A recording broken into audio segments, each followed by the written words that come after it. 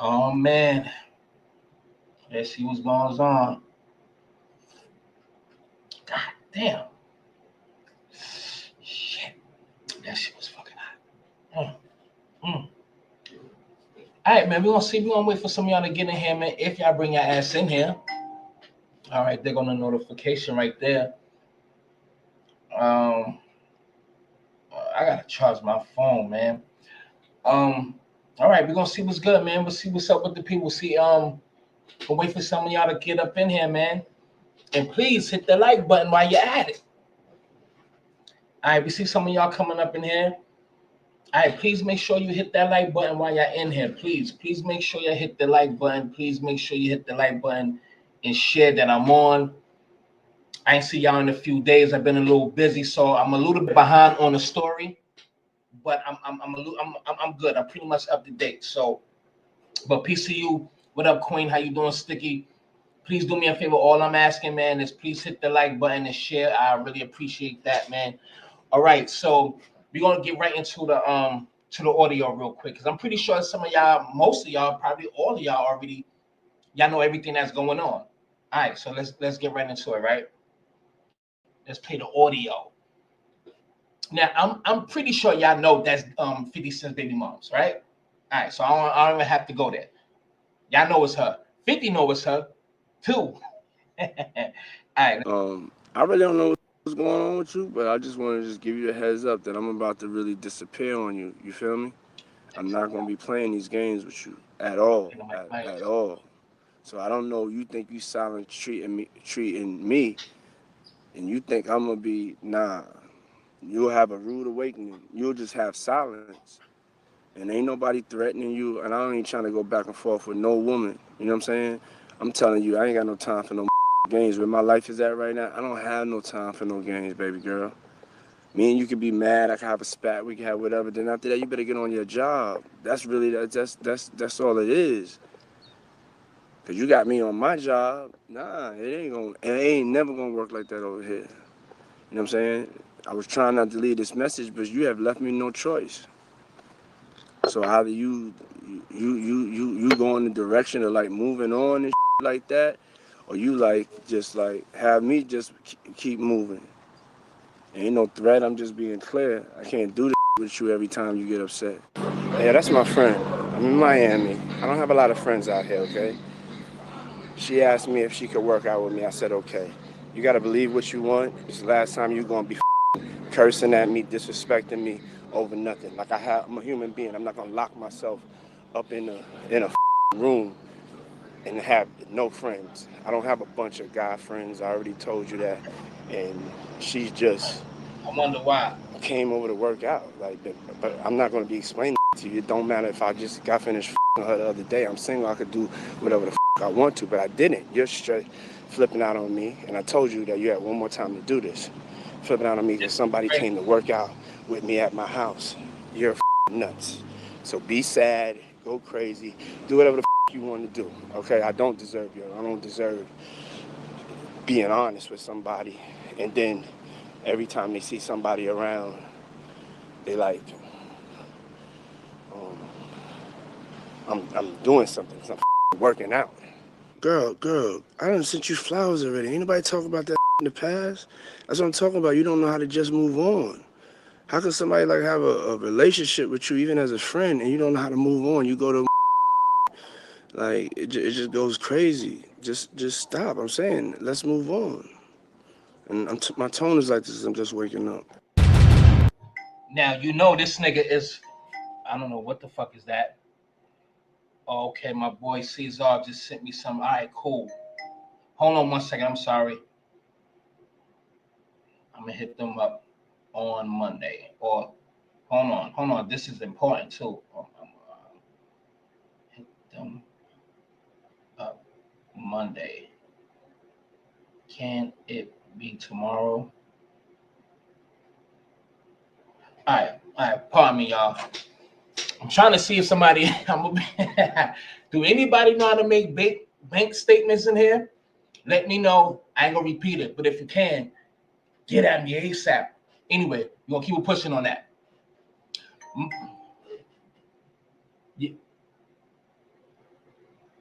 All right.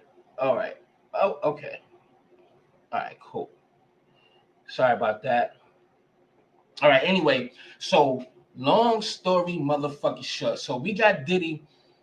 I'm starting to figure this thing out, man, because all of the episodes that he's having with all these women in the hotel, I'm literally coming to the understanding that he is using women, even though he loves women. It seems like he's using women to get to the men because his fetish is men. Y'all heard, did you read the transcripts on when she's on a 50 Cent's baby mother, and let me just say allegedly, but we know it's her. When she's on a FaceTime, he like, yeah, FaceTime Sly and Paul. We gonna read the transcripts, but it's like he off the camera and he's watching her have they sexting or playing with themselves on the screen, and he wants to see the man joint. Like he like looking at men's love muscle because he got the Tootsie Roll. Hold on. So if you have a Tootsie Roll, listen, man, whatever you got, that's on you. If you got a little Tootsie Roll, you be in the corner jacking off this and the third, whatever you do, you got enough money to get an implant. Get the size of an eggplant. Nigga, like go through the surgery. Go somewhere where they're signing NDA, and maybe you be more comfortable with it. Seems like with men, that don't do y'all feel the same way? I really think he literally loved men. He like looking at men's dick. That's crazy. Anyway, again, everybody, please make sure you share. I want to play this because this came across me today.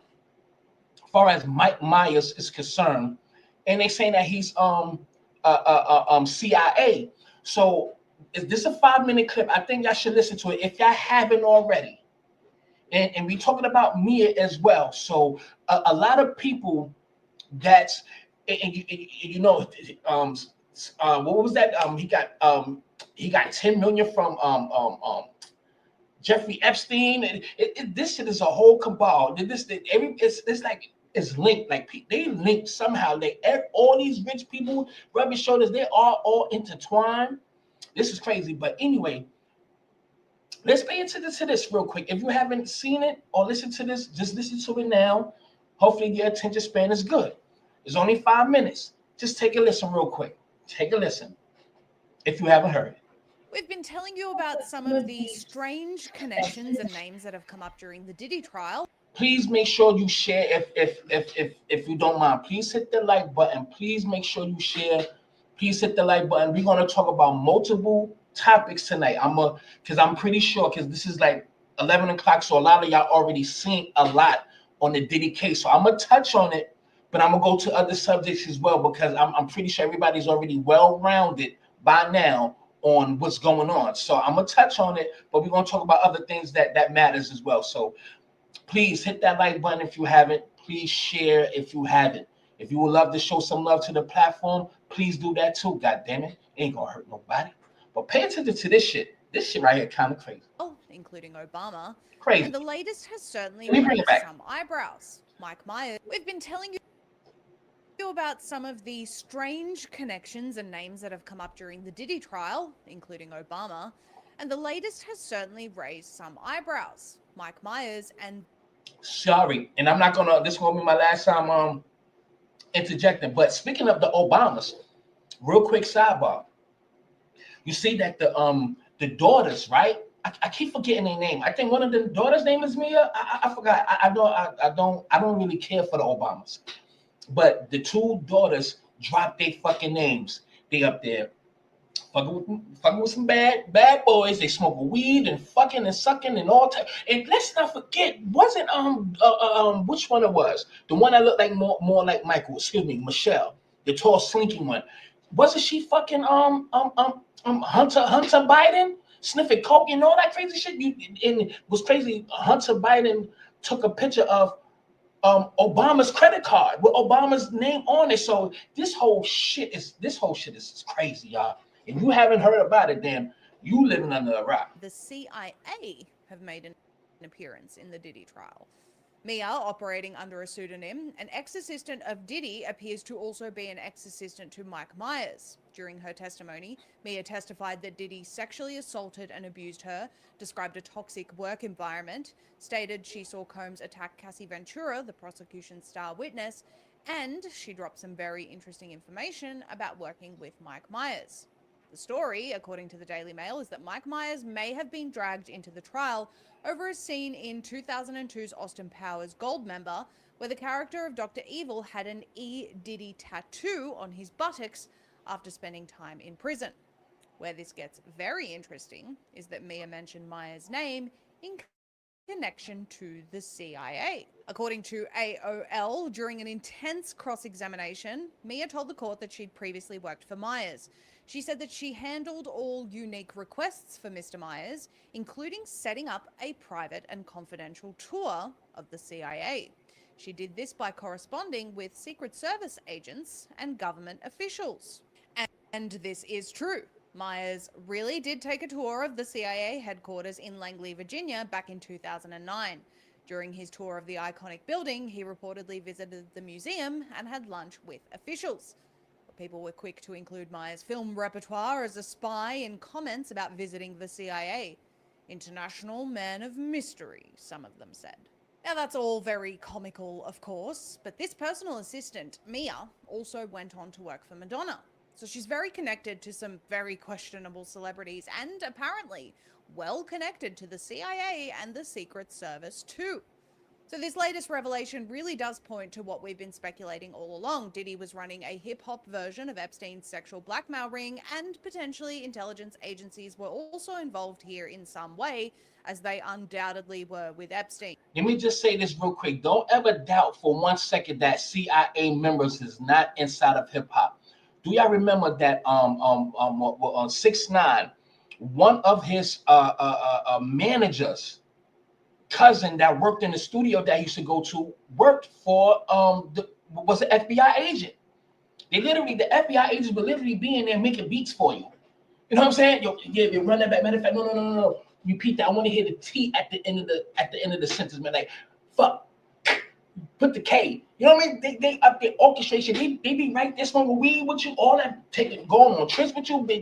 This whole time taking down data and reporting shit. So Maya can be one of those people too. If she's visiting her and Mike Myers or whatever, visiting the CIA place, what makes you think that she is probably not giving up information? You know what I'm saying? And then the things that she has been going through, and who's to say that a lot of that stuff is not just to make up what's happening when it really didn't. And if I'm not mistaken, the what's the name? The girl that was, matter of fact, that's the name. The one that was being dangled over the 17th floor. The way the cross-examination, after all that, you still writing letters or texts saying how you love them and all this shit. Like, it's still going back to work with them. All this crazy stuff that all these people is talking about on this stand. And I'm not going to sit up here and act like Diddy is not guilty. But he's definitely, listen, KK, D-Rock, I don't know if they call him, I always saying Roy Rogers, Roger Bonds, they're gonna call these niggas on the stand. Now, and I think at maybe next week or the following week, that's when they're gonna have people in Diddy's defense. But it's still no names on who's going to be defending Diddy on this trial, who is going to speak up for him, because everybody that was in his corner is the person that was the people that was in cahoots with him on having drugs being transferred. KK, she was doing it, and she told 50 Cent baby moms that, you know, it's fine, you know, I did it before too, it's cool or whatever. Just, you know, basically instructed her on what to do and transport drugs, even though it's not for sale, it's still illegal. So he's gonna get hit with that, because a lot of them have been talking about how he's been transporting drugs. Now, regardless of the amount, it might be a lesser charge, but they still gonna. I'm not putting it on them, but if they already establishing that he's been traveling and transporting drugs, even if it's for personal use or whatever, other people's enjoying it as well, but it's going across state lines. So he might get hit with the drug trafficking shit. You know what I'm saying?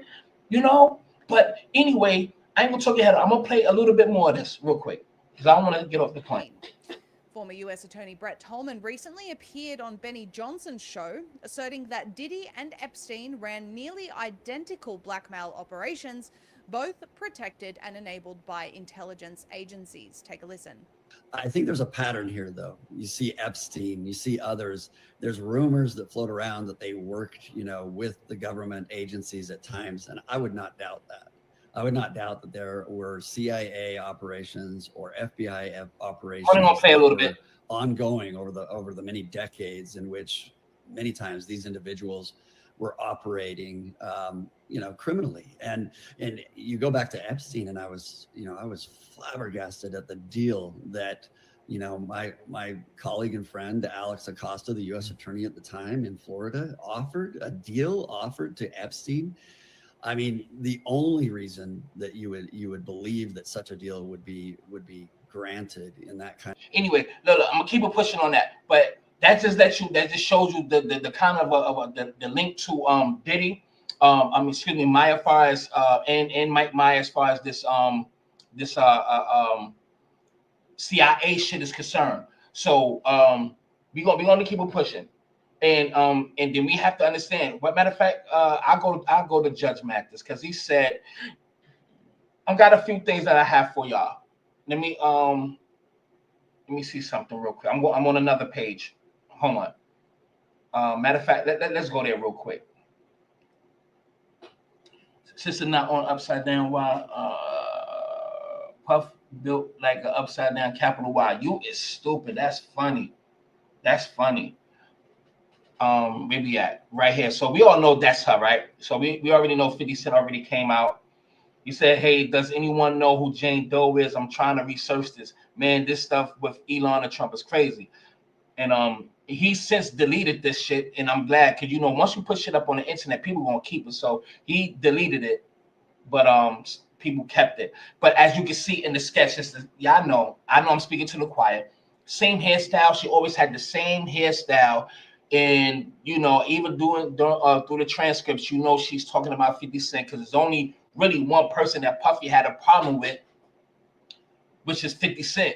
You know what I'm saying? And he don't like 50 Cent. And I forgot who else was on the stand that said that he. Matter of fact, it was Cassie, Don, both of them, that he had a gun to go after.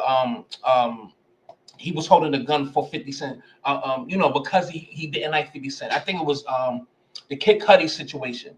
When he testified, something like that, all right? It's a little vague, but we know that's her off the rip. And 50 Cent, fuck with a whore.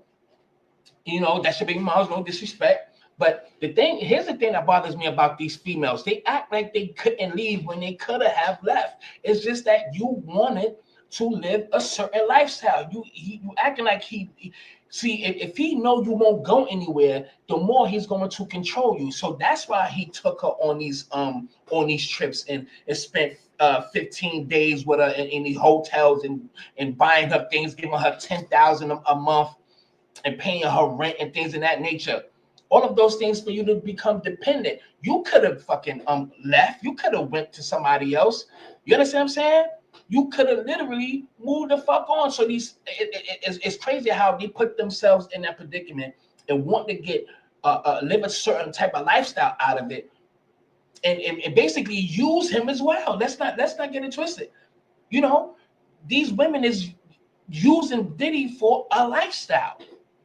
So in order to keep that happening, you want to do the things that person likes. So you're gonna fucking suck a whole bunch of motherfucking dudes. You could have been like, look, man, fuck that. I can't do that because he's paying your rent.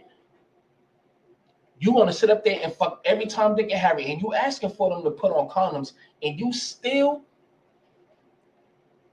fuck them just to make him happy, not knowing what kind of diseases that they got. They did say that they test them and this, that, and the third, but it's like, goddamn, love. So again, after the fact, then you want to say how bad of a monster he is. I'm not taking up for Diddy, but we got to look at this shit from all sides now. So you not all goody two shoes, bitch. And 50 Cent took his son from your ass, so he understood what kind of moves you was making. So some of these chicks just use what they got to get what they want.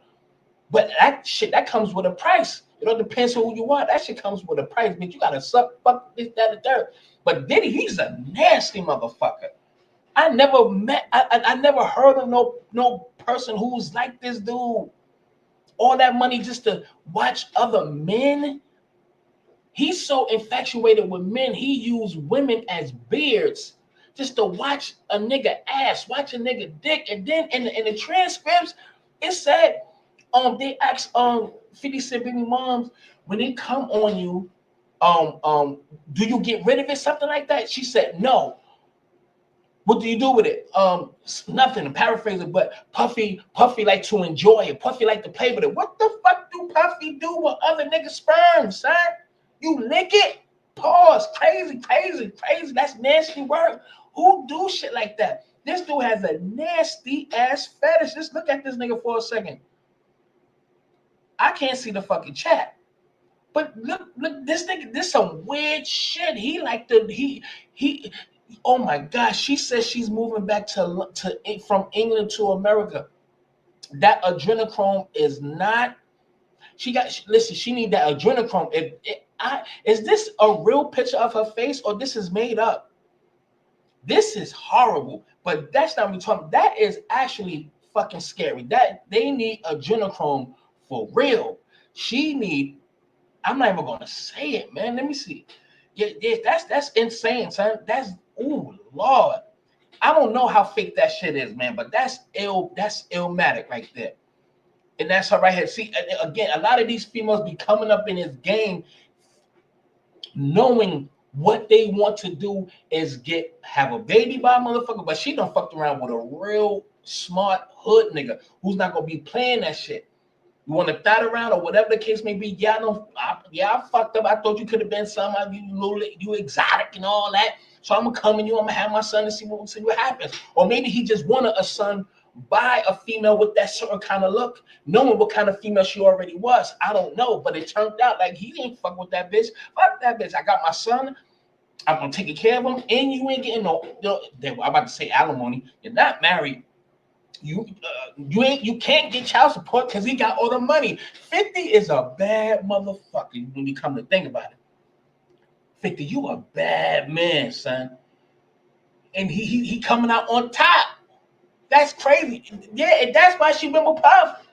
And Puff always wanted the dudes that he don't like, or other dudes that he's jealous of, or other dudes that get just enough attention or maybe more. He want to fuck their girls, their baby moms and all that shit. You know what he did to Pop? You know what he did to motherfucker 50 and other people? He's just like that. You know what I mean? But I'm not gonna hold you. The hotel, I see the assistant said Diddy is I'm sorry, man. He is a nasty, despicable nigga. Now, sex trafficking and all that shit, absolutely not. I don't see sex trafficking. Do I see the drug transporting? Yeah, but it's not in quantities, but it's not for sale, but that's still illegal. They may get them on that, they may not, who knows? But too many accounts is saying the same thing, but let's not, you know what I mean? We're going to dwell on that. But the transporting, what is it? Transporting for prostitution. Oh, that yeah, you gonna get charged with that. You definitely gonna get charged with that. But what the hell? I don't know. Okay. All right. I don't know. Okay.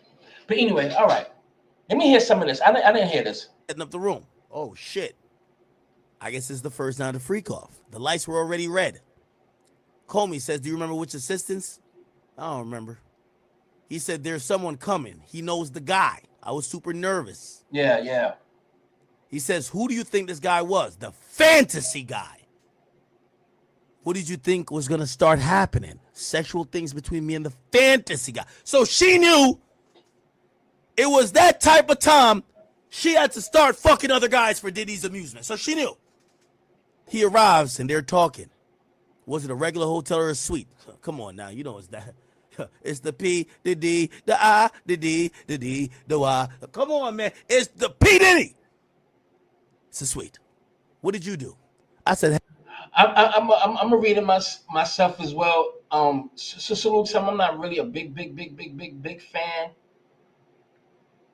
of him like that, but you know, I definitely respected the grind and where's everything at though. But yeah, listen, with this dude, we know this is the guy who groomed him, and that's what bothers me. That bothers me a lot because they do not go after the people who literally is behind a lot of this stuff. They only go for the, you know, for the black man and shit like that. But anyway, let's go. Hold on. Matter of fact, I can go to my bookmarks, right? And let me just find that. Hold on 1 second. Hopefully, you are enjoying yourselves. Please make sure y'all hit the like button if you haven't. Please hit the like button if you haven't. Please hit the like button if you haven't. Please share if you haven't. Think.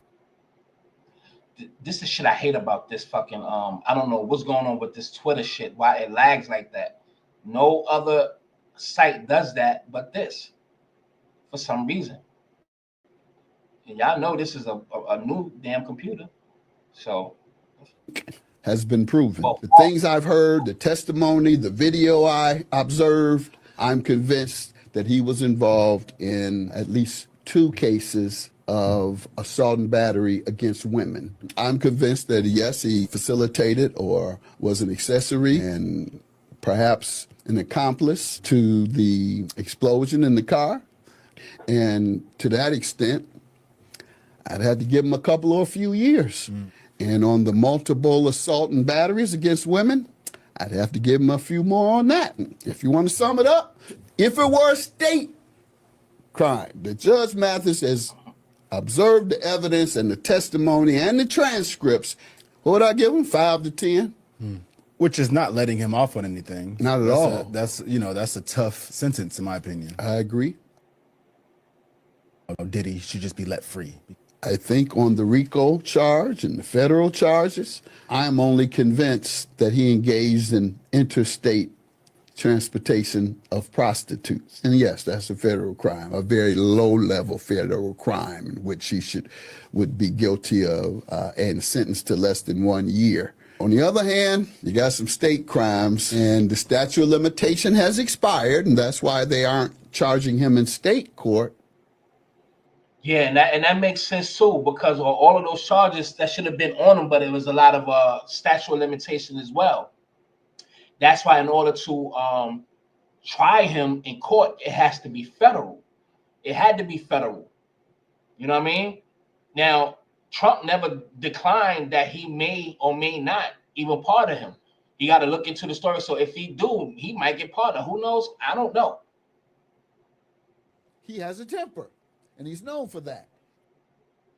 I've been trying to find this whole fucking broadcast since earlier. I put in the judge Mathis verdict and shit like that. Mathis verdict with his son Amir, all that shit. Fear because of his temper. Can't find it. But street guys don't fear him because they know he's never been in the street. He was a kid, went to Catholic school, and then he was bullied. He tried to join up with some little gang in New York, I think Harlem, that weren't even engaging in crime. And his father, who was killed, was a big gangster in New York. And from my understanding, his mother, she wasn't nothing to play with, and she was associated with his friends from the past. Like I'm associated with my friend gangsters from the past. Right. And so there was a sense of fear in New York that the folks that were close to there was one in particular who was close to his dad, and everybody feared. Everybody feared in the nation. And so some say that that's why he felt such the liberty of being a tough guy. And on top of that, the reason why is because he got that money, and he was able to use that money as get back from all the times he'd been bullied, all the times that, you know what I'm saying, that people picked on him and took his stuff because he was the quote unquote rich kid. You understand what I'm saying? and he just became a monster. And then again, we cannot forget that his mom's is pretty much, she is the catalyst of why he has to be such of a fucking freak. Now, a lot of us in here is some nasty motherfuckers sexually. I know I am. I'm not going to dig into that bag. We all have some freaky shit that we do, that we done and shit like that. You understand? Some of y'all ladies in here know exactly what the fuck y'all did before or like to do, but you would never disclose, only to the nigga that you doing it to. You understand what I'm saying?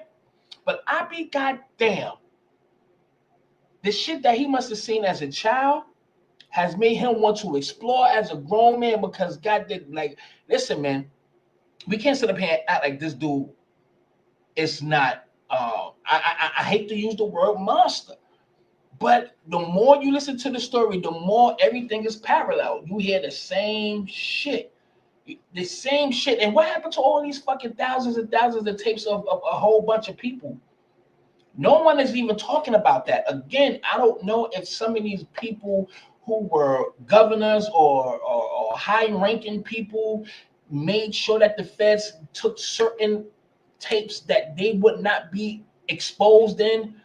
Now, what about yeah, that was Little Rod. Pause. That was Rod about the Universal Music Group owner, the guy that had KK in it. She's in it now, but the president of UMG, he's not in this case. But nevertheless, man, this shit is crazy, man. Listen, I want to read some of this stuff, because this shit right here is crazy, man. This shit right here is really fucking crazy. I'm pretty sure some of y'all probably read this stuff already. It's all good. It's all right. I'm not gonna read the whole fucking trial, but where I'm at. Oh, hold on. I gotta go back. All right. Okay. Scroll up a little bit. There's a certain point. I'm not gonna go to the beginning. It's gonna be when they came back. I think this is it, right? Wait a minute. Oh yeah. I gotta go up. This is from 14 hours ago. Yeah, they came back. All right.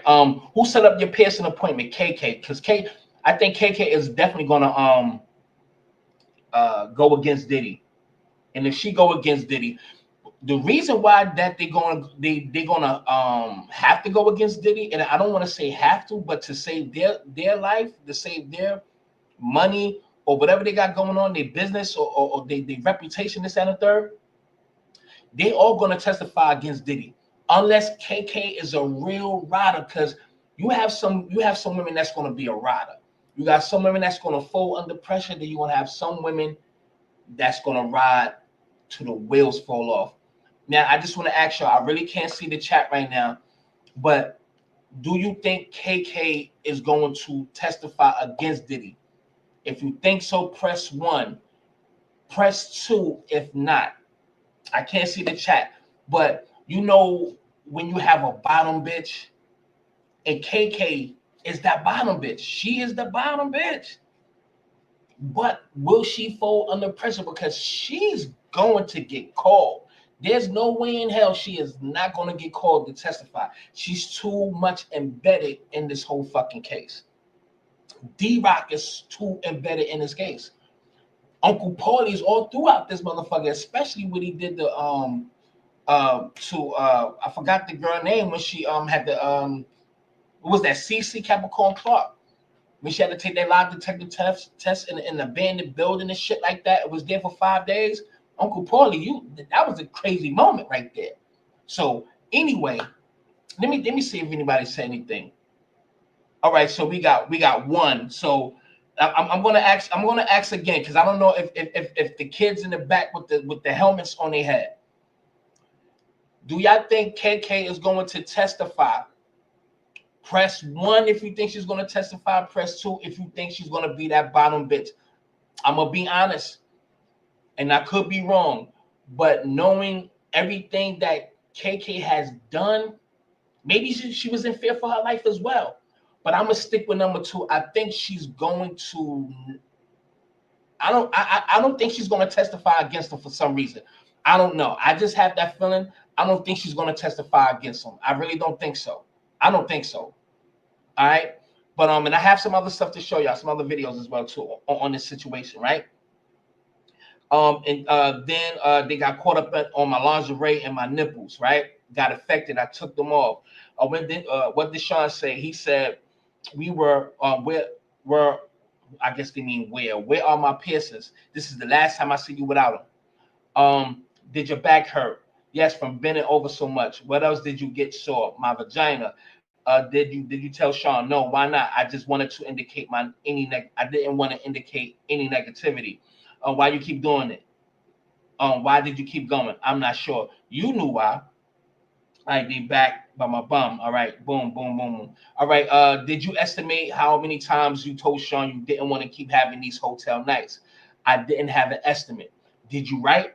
Yes. And sometimes I had the courage to text it to Sean, right? So what did you see in your text messages? I had been texting it since 2021. How I felt. What's this? Exhibit shown on the screen. On the 21st of November, I felt jealous. I saw he was doing things with other women on their IG stories. See, you know that he's fucking around with other women. If you know this nigga is doing all this stuff, and you can't act like you ain't hear no stories about him fucking with a whole bunch of females. You knew this, and you just wanted to be that next one and think that you could have been number 1, just like Cassie. You knew he was gonna be fucking around. So it's like they put up with it to get what they want out of it, and when they are not pushed to the front, now it's a problem. But anyway, I felt jealous. I saw he was doing things with other women on their IG stories. Why did you feel jealous if you knew he was dating other women? I came to do hotel nights with Dawn and Sly. Then he gives quality time to other women. Then next text, I wrote, I need a breather and a break from you. Play this exhibit, a voice note. All right. She asked me to work out. This is the time you're going to be cursed. This is the last time you're going to be cursed. You're going to curse at me. I'm just reading exactly what the words say. I don't have a bunch of guy friends. Oh, yeah, that's the audio that I already played already. And I'll play that again for those who probably haven't heard it, but I'm sure y'all heard it. How often does Sean call you crazy? It made me feel confused. Often, it made me feel confused. What did you say? That she didn't come to the gym. I didn't even care who you are laying up with. I just wanted time with him. If you know all this stuff that he's doing, why you still want to lay up with him? Because why? This is what I'm saying. They want to play that game. They want to put. I'm not saying that they're not falling in love, but you falling in love with a man that's fucking with other women, and on top of that, love watching men fuck other women and just extract them, and so they can see you in the light and glistening and shining, and then when the motherfucker come on a female, he want to play with it, put it on as lotion and shit like that. You knew all these things. How you think you're gonna even marry someone like that or have a long relationship like that? Like, so it's almost like you knew exactly what you was getting into. You just wanted more quality time so you could get those benefits. That's all it was. And you wanted to live a certain lifestyle, so you would do anything and everything to do it. But let's keep it 100, fellas. Let's keep it a buck real quick. Let's keep it 100. If you got a female, like women, but we all put people in categories. Now, if I could get you to do certain type of shit, you know what I mean? Then I'm gonna put you in a certain kind of category. If just say if I'm Puff, and I would never do no fuck shit like that. But if I know I can get you in a way where I can have you do anything I say, and have other niggas fuck you, and I can tell you to no, let them come in you, let them not use a condom, even though you don't want them to use a condom. That person is going to use you. You're not going to be wifey material. You know what I mean? You put people in categories. If there's a female that you really want and you You test people. You see how far you can take shit. That's what any other relationship. I don't know to that extent, but you kind of test to see where their loyalty lies. Some people would test to see how far you would go. I did it. Anyway, I ain't even gonna get into my shit, but it wasn't nothing like that. But you gonna, if there's a female that you want, and she's bad, and you really want to fuck her, even though you can get a whole lot of women, and you try and you test her. These are things I like, and she's like, well, I'm not into that. And you try that. We gonna go on these dates. We gonna go on the yacht. I'm gonna buy you this. I'm gonna get you an apartment. I'm gonna do that. I'm gonna do this. And she still don't. If she still don't break and do any of that, in a man's mind, he be like, man, fuck that, man. You know what I mean? I want to do it with she like, but in that mind, and in the back of their mind, be like, that's a strong bitch. That could be like the wifey type, because she's not falling for any of that shit. Because I got money, because I'm Sean Puffy Combs. She still ain't willing to go there and fuck with no other nigga. No, and she bad too. She could find another nigga that's rich and don't have to go through none of the shit that Puffy will put her through. So if my status and my money can make you lower your standards, ladies, then I'm gonna treat you like, well, I'm not gonna say me, but I'm just saying a person would do that. If a female know that you a lame nigga, and I could just use you forever you want, just like them sugar daddies, when they finally need something, they'll call Uncle Earl. Girl, what you need, man? What your son hurt himself again? No hospital bill. What do you need, man? He fucked up them damn sneakers again, huh? What you need, girl? Listen, I get off work about 7:30. Meet me by the hair salon up there on 5th in Bergen. You understand what I'm saying? And you would use a certain person for certain different things. Not to go off on a tangent, but that's just real shit. So these females know exactly. You knowing in your standards, you will do all of that stuff just to live a certain lifestyle, to be treated a certain way, to eat at certain restaurants, to go and do certain trips. A strong female mind, knowing what she got, knowing she's stronger than that and she can do better, that's the one that you really need. But a lot of these females fell victim. Anyway, I said a whole bunch. I can't even see the chat, but if y'all don't agree, kiss my motherfucking ass. All right, what happened here? I just had sex with Leo. All right, that's like the 7th one. I was high. It made my partner happy. I was okay with it. Yeah, you okay with a lot of things, shorty. How many phones did Sean use then? 2. Sean started dating another woman. He did a big birthday party for her. How did you see it? Or IG? What did you say? I see what you are going for. She said, I see what you are doing for her. Because it says going. Why do you play me? Says she's just a business partner. Then you say she's just spending money on you. How would you feel if I said a man was spending money on me? You wrote. I felt cheap. You knew you was felt cheap from the giddy up. That's just to me. I think a lot of that stuff it's just to play on feelings, so you could portray that you feel the way you saying it in your text. I think it's just a way to keep in this good grace, to keep that money coming in, or just to have that lifestyle, to live that certain way. Listen, this shit is all again. All the shit that he's did, a lot of stuff that he did, that's fucked up shit. But we cannot leave these ladies off the hook, man, because common sense is not common no more. And if people didn't have too many experiences, then I don't know. Then you know what I mean? But after the first hotel night in 2021 with Dawn, like the first night, if I'm not mistaken, he had another nigga fuck her, son. If it wasn't the first night, it was the second night. And from then that was it. And you still continue. You can't feel sorry for certain people like that. You can feel sorry for certain things that transpire. But bitch, you put yourself into that. You put yourself there, sweetie pie. You put up with that. Why? And hold on, let me ask y'all ladies. Let me ask y'all ladies a question. Would y'all have put yourself in that predicament? Ladies, press 1 if you wouldn't ever put yourself in that predicament what any of these females went through. Press 1 if you wouldn't ever did it.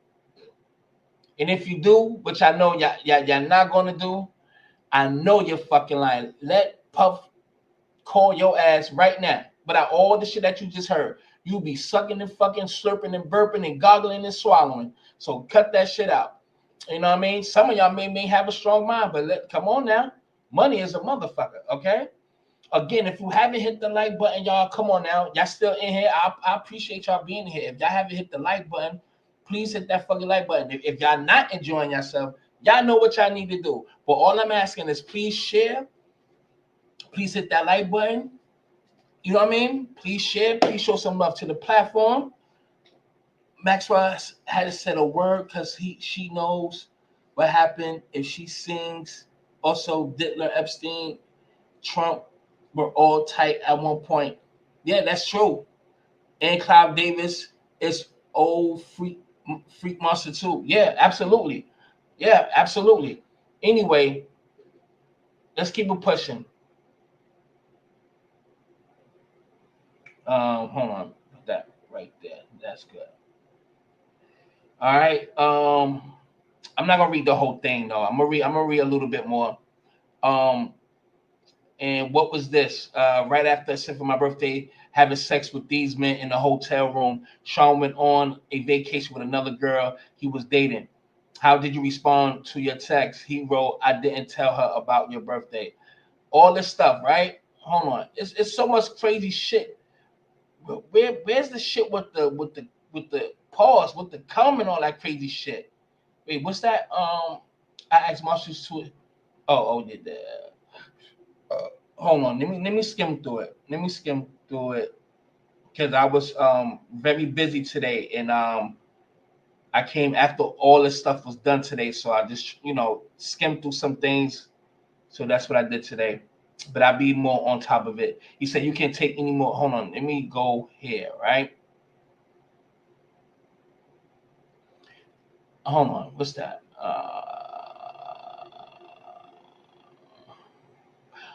You take a break from Sean. Where did you go travel? France. Sean started texting me again and again. Paris, Paris, Paris.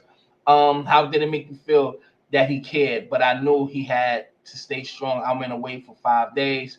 He was adamant we would see each other. I miss him too. Why? Because I loved him. Soon we were planning to go to Turks, Miami first. Da da da da. We go to Miami. Da da da. Hold on. Then we went to Turks and Caicos. Paul came in. What happened? I'm back in the outfit. I'm going to try to do another round. I was really it was really painful. I couldn't have sex. Why not? It was extremely sore at this point. Sean tried to lube me up. He said, you can't take any more dick. I threw the bracelet and said, you only brought me here to suck dick for you. That's crazy. See, that's what I'm saying. He be using these women to look at other men's dick and it like, damn, son. Damn, nigga.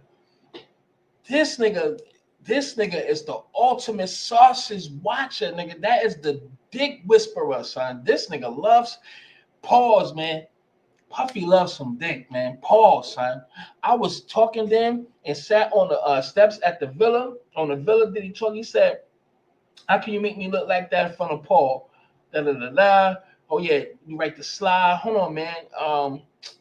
Fuck. Hold on. It's so much shit. You guys, Rico is ready. Who's that? I do have some in my what's the name in my bookmarks. I want to get to that part when he's talking about that fucking. Hold on. I read that shit some fucking where, man. That's that nigga nasty, son. Like very nasty. Like very fucking nasty, yo. But the slide joint.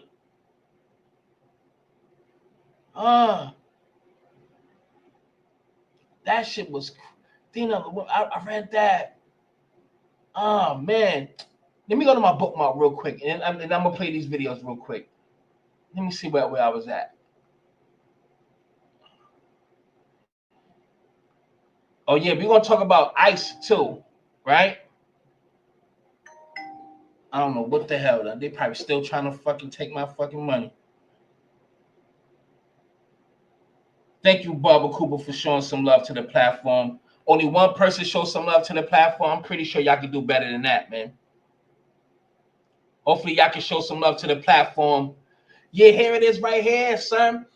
Look, why did you say no? He'd get agitated. How would intercourse with an entertainer end? He'll finish on me. He'll finish on me. Then what with Sean? We have had sex. Would you clean up the ejaculate? The ejaculate? No. Why not? Sean liked it. The nigga played around with it. Sean liked it. To play around with it.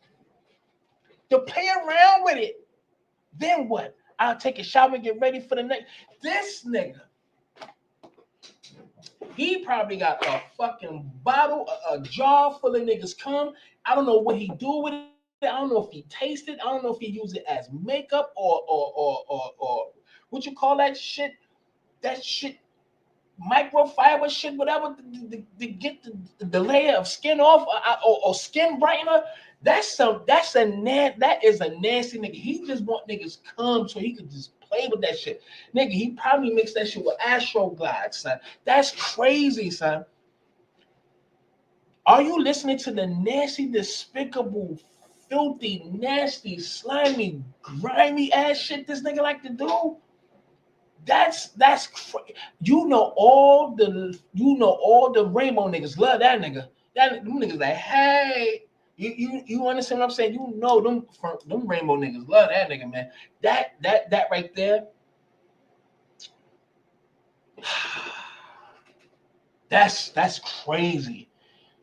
This nigga love playing with niggas' kids, man. Like that's a whole nother vision when you say play with motherfuckers' kids, nigga. He like playing with niggas' kids for real. He's like, he don't even neglect kids. He like playing with them and all. Dude, he swallow it. She say he like to play around with it. Cassie say he like it on his nipples. Damn, son, that's crazy. Damn, it's Diddy. And look at the lives that he destroyed. Look at Bieber. I don't know how true this is, but listen to this. I don't know how anybody could make a voiceover. This is AI, but I kind of believe it. I don't know if this is a real person. I'm not sure, but just listen to this. Listen to this. What Diddy did to Justin Bieber that night, I was going crazy, but I couldn't say anything. I remember that night like it was yesterday. Diddy had just picked up Justin, barely 15 years old, promising 48 hours of madness, and I was there, behind the cameras. The atmosphere was tense from the start. Justin, with his innocent and nervous face, was trying to keep up, but I could see in his eyes that he didn't belong there. Diddy had organized a huge party at his place for Justin, but the guests were getting stranger by the minute. They were forcing Justin to drink, and even though he hesitated, he went along with it. But everything changed when Diddy pulled out that bottle. He handed it to Justin, who knelt as people shouted, "Happy birthday." It was supposed to be fun, but it didn't feel that way. The way people looked at him, their morbid excitement, it was like they were waiting for something much darker to happen. Hours later, I saw Justin alone in a corner, his smile gone. He looked exhausted. Hey, it's only 50 likes, man. I'm not. I try not to, get out of pocket. Why the fuck y'all just can't hit the like button? You know what I mean? Like, damn. You know what I mean? You repeat it nicely throughout the live. Please don't forget to hit the like button. Hit the like button. Y'all just sit there, like, hit. What the fuck is up? If you're not gonna donate, what's wrong with hitting the like button? Like, wow. And then if I say certain things, then some of y'all get mad. Well, fuck it. Get mad and just get the fuck out of here. I just don't be understanding why you just can't hit the like button. It don't kill you, don't hurt. Hit the fucking like button. If you hit it, I ain't talking to your phone. Like he had gone through a nightmare no one his age should experience. I still think about Diddy's words that night. He talked about a special night they could never speak about. No one will ever really know what happened, but I'll never forget the look in his eyes. I saw what... And that's all I ask. I don't really ask for too much. Just hit the like button. Shit. I appreciate you. God to the damn. You know what I mean? Is that gonna kill you? But let's hear this, man. Let's hear Shorty. About. Oh, I pulled court documents. I'm Attorney Simone, your legal bestie. That's what I do. On the court documents, he is actually listed as sealed defendant 1. You know when they call you defendant 1? When there's more than one. Otherwise, you just be defendant or sealed defendant. What it is, he's sealed defendant 1 because there's a bunch of other sealed defendants. They stay sealed until after they testify. That's what you do in a case like this where tampering with witness is a charge. So I say that to say there are absolute co-conspirators. I would bet money on it. One of them is KK. KK is a sealed co-defendant. She might be defendant 2. She might be defendant 3. I would also venture D-Rock, his former security guard, is another sealed co-defendant. If I'm lying, I'm lying. I'm really good at this. I'm not new to this. I'm true to this. I've been doing this for almost 20 years. And so I think those sealed co-defendants, they're going to take the stand at the very end of the prosecution's testimony, which will be next week. And that. Yeah, she's pretty good.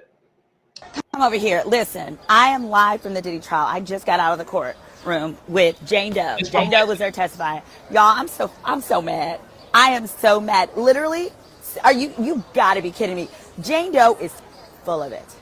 As of what I'm hearing, so right now, she appears to be so full of it. Come in here. I'm so mad. Listen, at 4:30, it's 4:22 right now. Sorry. At 4:30, I'm going to be live on my YouTube channel, but I just had to let you guys know.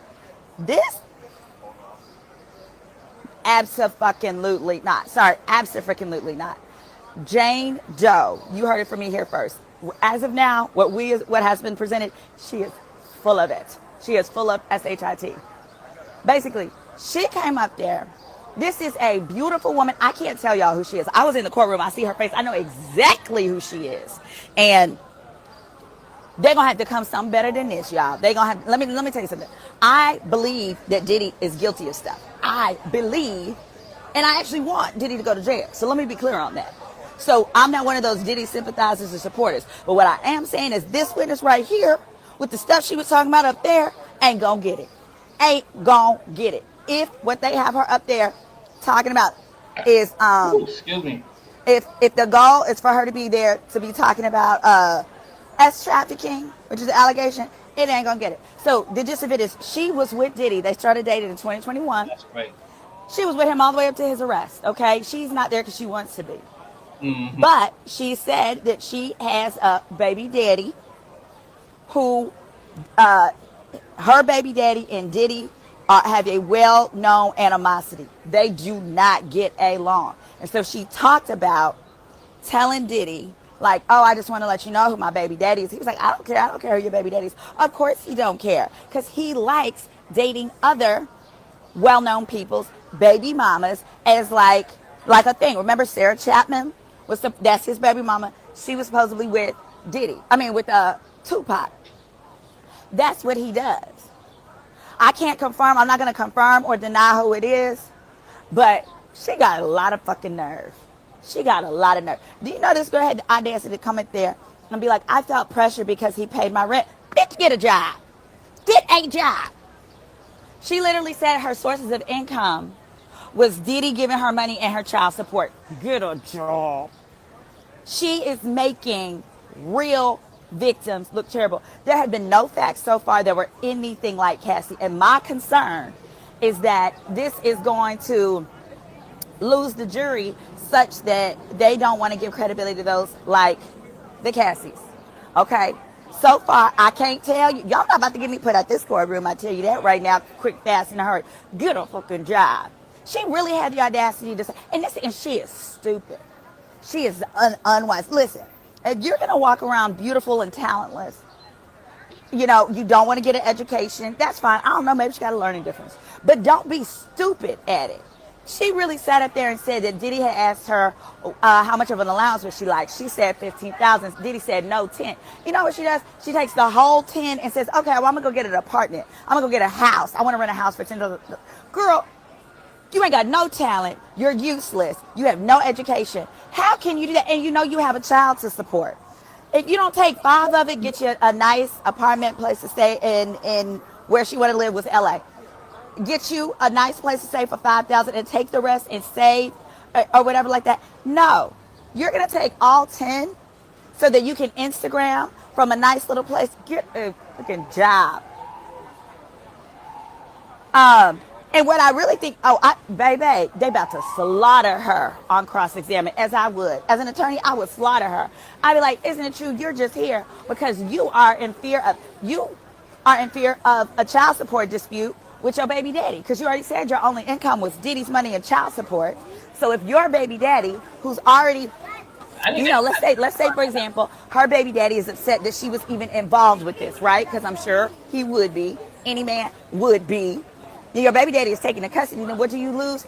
All your income, because you no longer have Diddy's income because he's locked up. And now you no longer have the child support that you chose to live on rather than getting a job, rather than doing something. Shame on you. Now, here's what I need to see tomorrow. Wait. I need her to get up on that stand. Wait a minute. What's 50 Cent's son's name? Is 50 Cent's son named Saya? Wait, hold on. Because it says that 50 Cent pays child support. 50 Cent, it says, yes, 50 Cent initially paid. That's past tense, right? Paid or pays, but it says paid. $40,000 per month in child support for his son Saya and other children. However, after a court reassessment, this was reduced to $67,000. 50 is a bad motherfucker, boy. While initially voluntary paid a higher amount, a court decision reduced the amount he was required to pay. Hold on, wait a minute. Yeah, that's crazy, son. I just wanted to look that up. Wait. How many? He only got 2 kids, right? 2 sons. So Saya is the boy. Hold on, because this shit is on my mind. Hold on 1 second. I'm sorry. Give me 1 second. I'm going to make sure that's the face. Saya Jackson? Yeah, so he's paying child support now. And she's still trying to. Yo, this is what I'm saying. That bitch is a smut, son. 50 Cent, I know 50 Cent is embarrassed. He has to be embarrassed that he even had a baby by her. He had a baby by a smut, a whore. Maybe he liked her because she was exotic. But she's getting $6,700 a month. I see why she went to Diddy and she put up with all that shit. Bitch, you can make a good, honest living, $6,700 a month. You can invest in that shit. $6,700 is not that bad to live. Don't live above your means. The bitch knew she was doing what she was doing. Anyway, let's go. And for example, talk about how damn. Diddy took the sex tapes because she was out there doing it. So basically, he would have her do it to sex workers, and then she hasn't said record it yet, but she was doing it to sex workers. Now, if she comes out and says, Diddy recorded me and threatened to give it to my baby daddy, who I knew would humiliate me. Now we're cooking. Now, to me, that is analogous to how he threatened to release the sex tapes to Cassie's mom and daddy. Them. Does that make sense? I want to tell y'all to hit that like when you come in here, but you can't, because this is, y'all are not about to get me put out the courtroom. I am not allowed to confirm or anything who this person might be. But what I will say is if this is supposed to be the second count of trafficking, you're not getting it. And not only are you not getting it, you could lose the entire jury. I sure do. Somebody said, I need Brian Steele on the cross-examination too. I thought so too. Because this, you're going to have to come with, I need you to tell me about it. Sorry, you have a point. All the females that he fucked with has a Cassie kind of look to him. Except for Kim Porter, rest in peace, sweetheart, and Young Miami. Now, Young Miami, her ass got away. She got away smooth, clean. I mean, she got peed on because, she was on her own podcast. Was like, yeah, she like pee and all that crazy shit. Puffy had her. He got to her. But that bitch, she slipped up. That motherfucker got away, nigga. How he slang you across the floor. How he bopped you in your head when you said, no, I don't want to do it to these strangers anymore. You got to have a bop. You got to have a slang. You got to have a threat. tell me about how he blackmailed you. But if all you got is I didn't want to not do it because he would threaten to not pay my rent, bitch, get a job. Get a job. You're That too makes old sense. to not get a job. She even talked about she tried to do OnlyFans. She asked Diddy to do OnlyFans, and Diddy was like, no, no, no. And she said the reason she wanted to do it, she had a homegirl who was doing OnlyFans, who she didn't say it, but I have a feeling that homegirl is uglier than her because she's real pretty. I have a feeling she was prettier than, you know, whatever that homegirl is. That homegirl was ugly. And that the homegirl was making $4 million, had made $4 million on OnlyFans, and she wanted to do what that girl was doing, which was not nudity, it was implied nudity, but it was bikini and that kind of stuff. And then she asked Diddy, and Diddy said, no. Girl, this is how I know you stupid. You didn't even go back. And then they asked him, well, did you tell him that it was $4 million? She said, no, I didn't tell him. You know, I knew, you know, I didn't want to upset him. He was really upset about the conversation. Girl, that's when you go back to the negotiation table, dummy. And you're like, look, your allowance for me is $10,000. This lady is over here getting $4 million. I need you to at least up my allowance to 20 because I done spent all the allowance on this apartment. She's rented a house. So she rents a house for 10, and then the rest of the money is her child support. Baby, if the daddy of that baby come and go get that child, she is going to be selling it on OnlyFans for sure. But listen, that's enough here. Head on over to my YouTube channel. I'm going to give the full breakdown. Go on over there, give it a like, give it a view, because that's how I monetize, that's how I make my money. Also, guys, thank you for those who donated to the panty fund. That's my Cash App, MISS Red Wine. I was running out of panties because I wasn't planning to be here that long, but things were going well, so I continued. She said she ran out of panties. I hear that shit, girl. Anyway, love you guys. Yeah, Tisha Tells is good too. I'm gonna check out but a lot of people be saying they don't like her. I don't know about she's really good at what she's doing. I haven't listened to her in a minute, but I mean, if y'all want me to play some of it, y'all press fun. I go over there and press play. You know what I mean? So it's up to y'all. If y'all want to hear Tisha Tells, y'all let me know. I'll go over there and check you know, and play some. So that's on y'all. But I'm gonna play this in the meantime. Just check this one out. And that's crazy to get Diddy. He like niggas calm and shit. You know what I mean? He be taking this shit off them and use that shit as fucking Vaseline. This is a whole lotion and shit, man. That shit crazy. That's some nasty diabolical shit. Now Diddy got drug dealers doing things for him, like what's his name? One Stop. I think One Stop is a female. Let's not forget about Ray J too.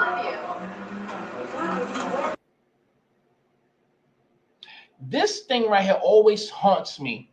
When I think about it, it haunts me.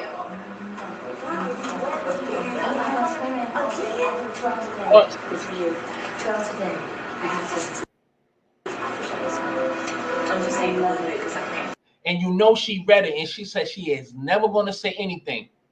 And this all correlates to a lot of things because we know who's sitting in between them. That's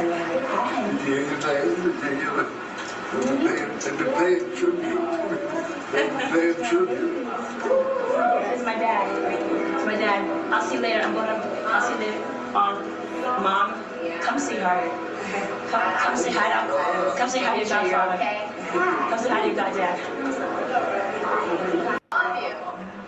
And I'm pretty sure she said something in her ear. This I didn't know I was gonna play this, but this like haunts me right here. Because when they asked Brandy, what did she say? Or what did the letter say? She said she couldn't say. Then the next thing you know, first of all, Bobby Christina is the one that went to the hospital first because she was in her mother's room because she went under the name of basically Whitney Houston. She went and took her was in her mom's room first, hotel room first. And she ended up in the hospital. Like, damn, well, shit, we missed. We're gonna wait for we gonna get her next time. And they fucking murdered that lady in a hotel. What was that? The Beverly Hills Hotel? I forgot the name, whatever. I think it was the Beverly Hills Hotel, if I'm not mistaken. A 5-star, 4-star, 5-star hotel. No footage. No surveillance footage. Nowhere. They murdered that motherfucker.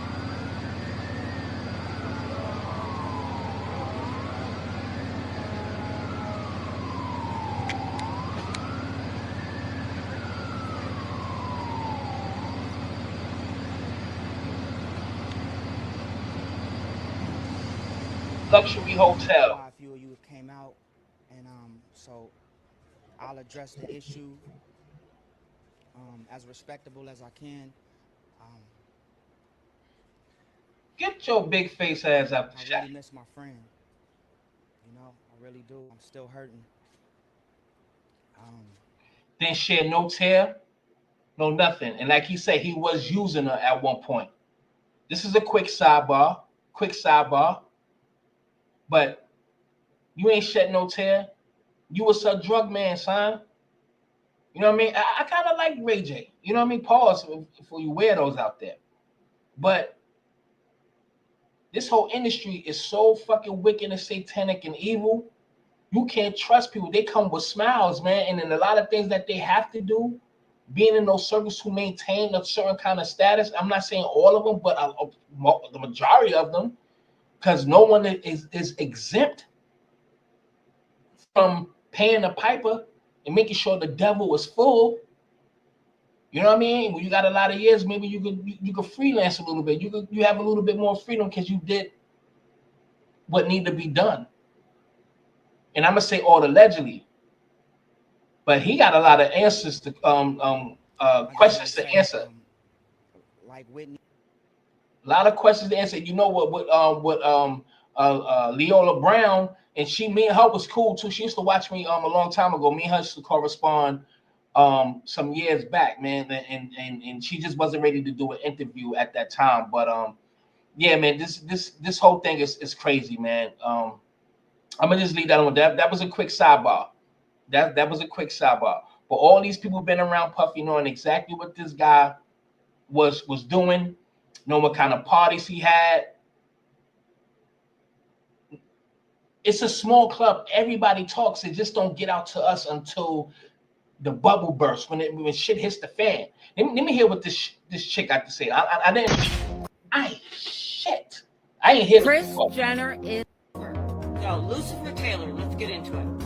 New evidence exposes Kris Jenner thanks to Diddy and what they found in the raid in his house for this lawsuit. But not only about Kris Jenner, it's about this person up here. This is Lou Taylor, and Lou Taylor is the one we're. I don't like this music, man. I don't want no fucking copyright. Let me tell you who Lou Taylor is so you get a full visual of what's going on here. Lou Taylor is a business manager. She manages Diddy. She manages Justin Bieber. She manages all of the Kardashian clan, including Kris Jenner. So it's no longer Kris Jenner is the momager of these children she has. Lou Taylor is top of the pyramid now. Lou Taylor was the manager for Britney Spears. Lou Taylor was the manager for Lindsay Lohan. She wanted to do the same thing to Lindsay that she did to Britney, talking about the conservatorship. But Lindsay Lohan's parents didn't want anything to do with it, and they were like, the door's that way. I'm giving this one more minute. I want to see where she's going. I'm gonna give her 1 minute. I'm not gonna listen to all this shit. Lou Taylor will allegedly do the same thing to Kanye that they did to Britney. Kanye told us, but everybody kept on saying that he was going nuts. He was going cuckoo. It wasn't true. Here we are, later in time, and what Kanye was telling us is all coming to light. So these are all allegations because since the court trial has and the lawsuit isn't finished or over with, these, for now, are not proven facts, but they are all allegations. Nevertheless, Kris Jenner is coming down with all the Kardashian clan. Let me tell you why. It's connected to Lou Taylor. Lou Taylor. All right, I didn't hear this before, but anyway, yeah, all these people know exactly what's going on. Everybody knows exactly what the fuck's going on. And again, you never know if he does get convicted that he may get pardoned. You know what I mean? Who knows? But 50 Cent, you know you're a little bit embarrassed though. But yeah, you know you fucked around with a whore, and you should know better. He should have known better, man. But salute, he got his son and all that. This, that, and the third. This, that. Oh wow, I forgot about that. That's nasty work. I don't really rock with her. Anyway, let's go to hold on. Yeah, this is crazy. OMG, that's funny. Yo, AI is a motherfucker. And then these motherfuckers going at it. I'm finding like, why is these two going at it now? And so how many people did she warn against Diddy? Right. Oh, 0. Okay. Right. Well, maybe J-Lo like was like his ex-girlfriend. and it's like now deciding she's like warning people. J-Lo like. But see, I don't. But see, J-Lo haven't been through all of this. Who knows? I'm not gonna say. I don't know. But I think she caught Puffy really at the beginning stages where he turned it to what we know as now. But he did have a, you know what I'm saying, walk inside a 40-40 club with a gun. You know what I mean? Like he made Cassie do the same thing. So, but I don't think like Jennifer Lopez, which she's not going to get called to the stand or anything or get subpoenaed. I don't think she's, well, you know, the shooting or whatever, but she will be useless. The only thing she'll be there for to be like, well, yeah, he gave me a gun to go in there. Yeah, him and Sean, they made sure they got guns snuck up in there, this, that, and the third. There's enough testimony to prove that Puffy is who a lot of people say he is. You understand what I'm saying? So I don't think they're gonna use J-Lo. But why is these people arguing? Him and Trump. We'll get into that. Well, I don't really want to touch on that. But I ain't gonna lie. I think what's the name is a clone though. I think Elon Musk is a clone. Like I really think he's a clone. Do you see how he was like this? I heard he got Asperger. What is called Asperger syndrome or some shit like that. Whatever you call it. What is it called? I think it's called Asperger, some shit like that, syndrome or whatever. But the nigga look psycho. He looks crazy. And then he's talking about Donald Trump is a pedophile. He the Epstein files, this and the third. But you had him around your son. You know what I mean? Make it make sense. But anyway, I'm not gonna get into all that. But we see these pictures here. All of these people knows exactly what's going on. Why they ain't call this nigga I'm about to say Harp Pierre. That's not Harp Pierre. That's Steve Stout. Where's Harp Pierre? Where the fuck is Harp Pierre? This nigga he's a yes man, so he did a lot for Diddy. He did exactly what Diddy told him to, man. Where is that nigga at? He's hiding somewhere.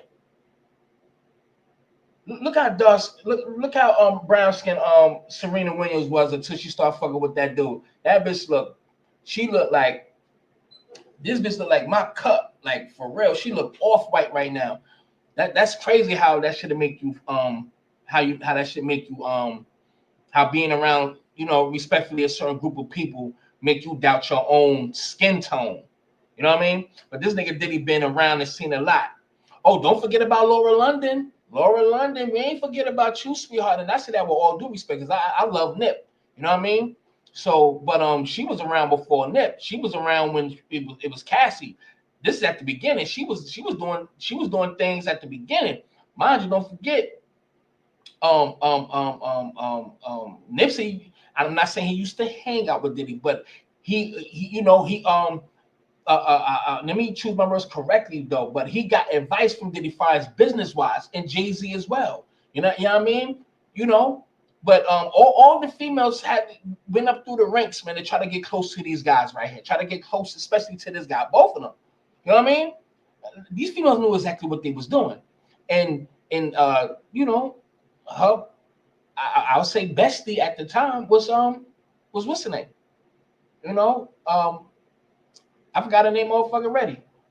Laura London, goddamn it. So I don't know, but they know they're not gonna call her. All these pedophiles, all these weirdo niggas, all of these dudes was running in the same fucking club. Same club. Anyway, let me. The reason why I would ask that is not just outlandish. Oh yeah. So there's a record executive named Suge Knight who has done multiple interviews saying that Diddy was a Fed and that he was an FBI agent. He knew Diddy. He was in business with Diddy, and he's currently in prison. So I'm not sure what value he would have to say this. I believe that he's saying this honestly, that Diddy was a Fed and that Diddy worked for the FBI, and that part of this was part of this had some type of government fingerprints on it. What do you think about that? I don't doubt Suge Knight. I don't think he has a reason to come forward with information. you know, I've seen Suge Knight have before some solid information about corruption, and so it's not surprising. I think there's a pattern here, though. You see Epstein, you see others. There's rumors that float around that they worked, you know, with the government agencies at times, and I would not doubt. Play a little bit. I would not doubt that there were CIA operations or FBI operations that were ongoing over the many decades in which many times these individuals were operating, you know, criminally. And you go back to Epstein, and I was flabbergasted at the deal that, you know, my colleague and friend Alex Acosta, the U.S. attorney at the time in Florida, offered to Epstein. I mean, the Kardashians. The Kardashians is literally but the Kardashians has so much power. They have no talent, but they are so well protected. You know, their whole family, their great-great-grandmother, you know they are witches, man. You know they are witches. So you know they are protected. Let me tell you something. Nobody in Hollywood is going to fuck with the Kardashians. Don't even think for a minute that they're going to be involved and caught up in anything. It's not going to happen. They do too much. Messing around with the elements and so much shit that they have done. Nobody is fucking with them. So don't even think, even if they was a part of whatever's going on with Diddy, or even helped, or even participated, they is not going to be touched. They are not going to be touched. Don't even think for a second. These people are protected by the other side. They fuck around with the elements. Don't forget. Remember when she was at some what's the name, and they showed Marilyn Monroe's hair. It was actually Marilyn Monroe's hair, and she said something to the point of she's going to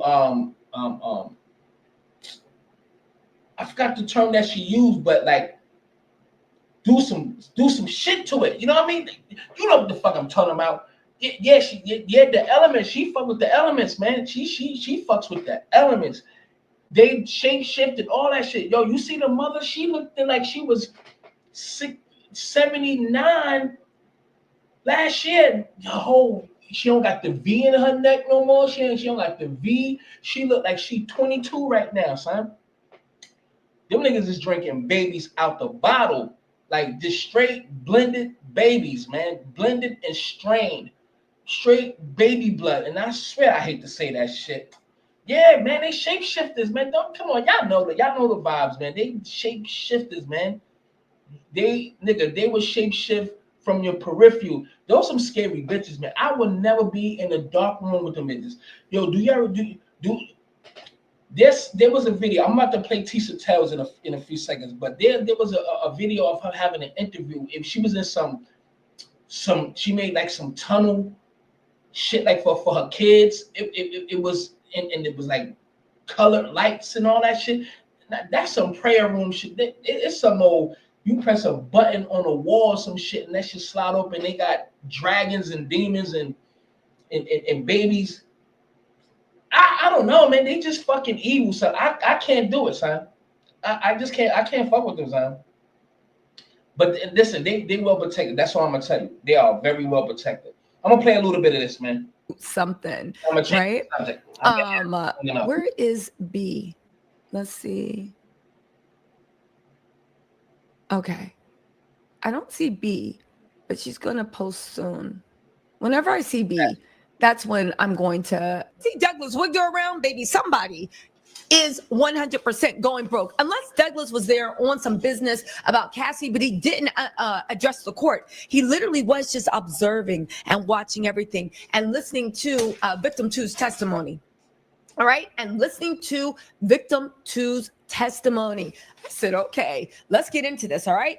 Anyway, right, they literally were trying to get text messages thrown out. And also, here's the thing.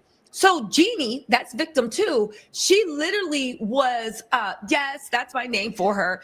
Jeannie, victim two. And no, she is not a public facing person. Nobody has ever seen her. Okay. She literally was, she had notes. So while all this was going on, she would make notes about how she felt and how Sean made her feel, right? And she still has those notes. So I really like Tisha tell how she disseminate her information. It's just too one-sided. I know she want them going down. I just think she, you know, I don't want to misjudge her. And she gives great information. And I'm not going to sit up here and say she don't give great detailed information. She is really good at what she do. And and congrats to her. She was just on I think the Fox News or whatever. So and I left a comment. I think that was yesterday or the day before. I think it was yesterday. Congratulations, man. I don't hate on nobody. I've never been a hater, man. Never. But I think that she don't make women take accountability for the moves that they made. That's the only thing I got that I dislike about her rhetoric. She don't look at things from both sides. It's only what Diddy did. Absolutely, is fucked up and all that shit. But I like a person to be well rounded with information. You know what I mean? So I just think that it's just almost a feminist vibe. You know what I mean? That's all. What is it? The defense was fighting to get those notes thrown out because they're like, it's hearsay, it's upon hearsay. And you know, Mark Agnifilo had the nerve to stand up and been like this. Hold on. Your Honor. Every time I see Mark Agnifilo hit his, Your Honor, he was Wait, like, you said what, Your man? Honor. And listen, Judge Aaron was like, yes, counselor. And he was like, So you said, hold on. You said so she got because I'm pretty sure some of y'all seen this shit already. So don't sit up here and act like y'all ain't watching. So you saying that Tisa has connections in Hollywood. She's allegedly has insiders, and she lives in LA, right? So she's from LA, if I'm not mistaken. Well, I mean, hey, it is what it is. I'm not going to take what you said for face value, but however, a lot of people in LA know a lot of people that's in that's on the inside of a lot of things. You know what I mean? Because Hollywood is fucking weird. But I'm gonna play it a little bit more. I'm not gonna play all this shit. So I'm letting y'all know I'm gonna give this shit like 5, maybe 10 minutes, and I'm gonna go switch the subject because there's some other things I want to talk about too. All right, so I'm gonna give this like a good 10 minutes or less. That's it. And I haven't watched this, so this is my first time watching this shit right now too. All right, let's go. Salute to Tisha Tells, man. I fucks with her in a way. More good than that one thing I don't like about her perspective. he had the nerve to sit there and say, I can't say about her the character. prosecution I don't know. is trying to use these notes to prove sex trafficking by fraud. This video was created by AI. With AI, you can create any visual you could imagine, even visuals of yourself. The prosecution looked like they were like, is he okay? If anybody need like a music video AI done for them, let me know. I could definitely make that happen. Are you okay? Judge Aaron was like, by fraud. Yes, Your Honor, by fraud. If you guys don't know, fraud is one of the ways you can prove sex trafficking. It's by force, fraud, or coercion. You're trying to say it's illegal for them to prove that you use fraud, which is a way that you can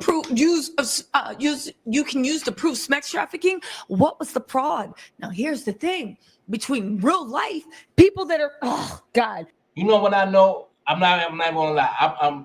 And I ain't trying to be disrespectful. But here's the thing: she's a pretty between girl, people that are okay with.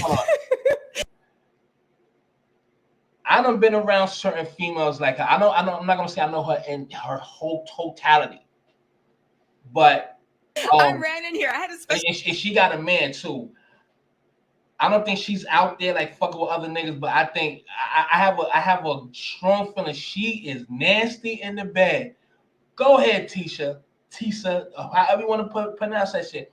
I know she is a straight skank in the bed. So salute to her man. I know you got her slurping and burping and all types of shit, hair pulled and all types of shit. Salute. I don't know. I'm just good of a reader. If you're doing it right, you can have her doing some things. I could tell. I buzz right on her contacts, but those are real eyes. Meeting today, but I ran in here straight from the Woo! court. Oh yeah, also just to let you guys know, Monday, Tuesday, and Wednesday and Thursday of all next week, the judge has said that the court is staying later. He was giving us a favor and letting us leave at 3:00 every single day, right? He was doing a favor and letting us believe. Hold on. He was doing us a favor and letting us leave at 3:00. But now because Jane has a limit to what she can, hold on, you guys. I'm going to go subscribers only just for a minute, and then you guys can all chat. Just give me a second. Remembers that there were 3 unnamed SMEX workers that she remembers, but she couldn't name them. Jeannie said the victim said one was an African-American man who was an actor or singer. They met at a hotel in LA. It was either the London or the Le Hermitage. They had SMEX in front of Diddy twice. Now, here's the way the prosecution broke this off, because part of SMEX trafficking and even RICO is you must show a pattern. Every time they had them testify something, and they said, and what did you do? We had SMEX. And who did you have SMEX in front of? Sean. And how many times? And they would say it. They kept repeating it over and over and over. She said there was a Spanish-looking buff man. Where did you meet? At a hotel. Where? In Los Angeles. What year? 2022. Right? They said he was very odd because he kept needing to smell stuff during the SMEX. However, they kept saying, and what did you do? I had SMEX. And who did you have SMEX with? In front of Sean. And how many times? Twice. Then she said they met with a European escort at the La Hermitage at that hotel. Would y'all stay there? You better bring blue light if you do. They said, and where did you meet? In LA. At the and where did you meet? At La Hermitage. And what did you do? I had SMEX. And what? In front of Sean, right? Okay. Now, she said that she never met these people. She never spoke to them, or she never wanted to sleep with them. But it was all Sean. He's the one that did that, all right? But he did not put a gun to their head for them to do it. He already let them know exactly what he liked to do. And then at the times that he wanted it, maybe they didn't want it, but they did it. You understand what I'm saying? So I see somewhat of a coercion there with Cassie.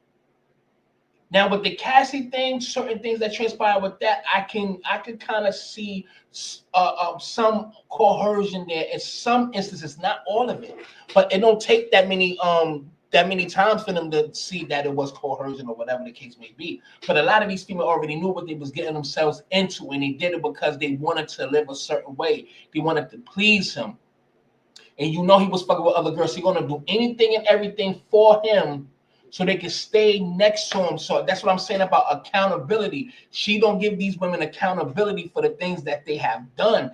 That's the only thing I have that I disagree with her with, because it's always one-sided. It's not like she's like breaking things down or giving some great information. It's just like, God damn, you know that these bitches was using him. They knew that he liked other women. They knew he was going to fuck around with other women. And once he got you to the point where almost immediately that he want you to fuck other dudes in front of him, and you do it, and you do it a whole bunch of times, that's not coercion. The only time it may have came into coercion in quotations, if, all right, this is like the 10th time, and now I don't want to do it tonight. But he's saying, damn, man, fuck that, man. Come on, man, just like the voice audio. It wasn't even, he wasn't even cursing at him over the audio. You know what I mean? Over the voice message. That shit wasn't even harsh. Anything. I'm not trying to soften the situation up, but come on now. I can see. That's where it'll be that it's forced, because it's probably like the 16th time, and goddamn it, I don't want to do it for 18 hours straight. I don't want to go on and do this shit for 18 hours. but then he'll feel some kind of way or get upset or whatever. Just like one scene when she told the guy that she want him to put on a condom, and Sean was standing right behind the dude and handed him the condom, but walked off mad. But he, walked off and went into the other room, like walked away. And I think she still, even though he had the condom in his hand, something like that, that they had sex unprotected. You understand what I'm saying? So it just bothers me that it can't be every situation that there was forced. It could have been a time that you didn't want to do it because this is too much. And every time I do it, I gotta give you the demands come and let you play with it and put it all over your body like lotion.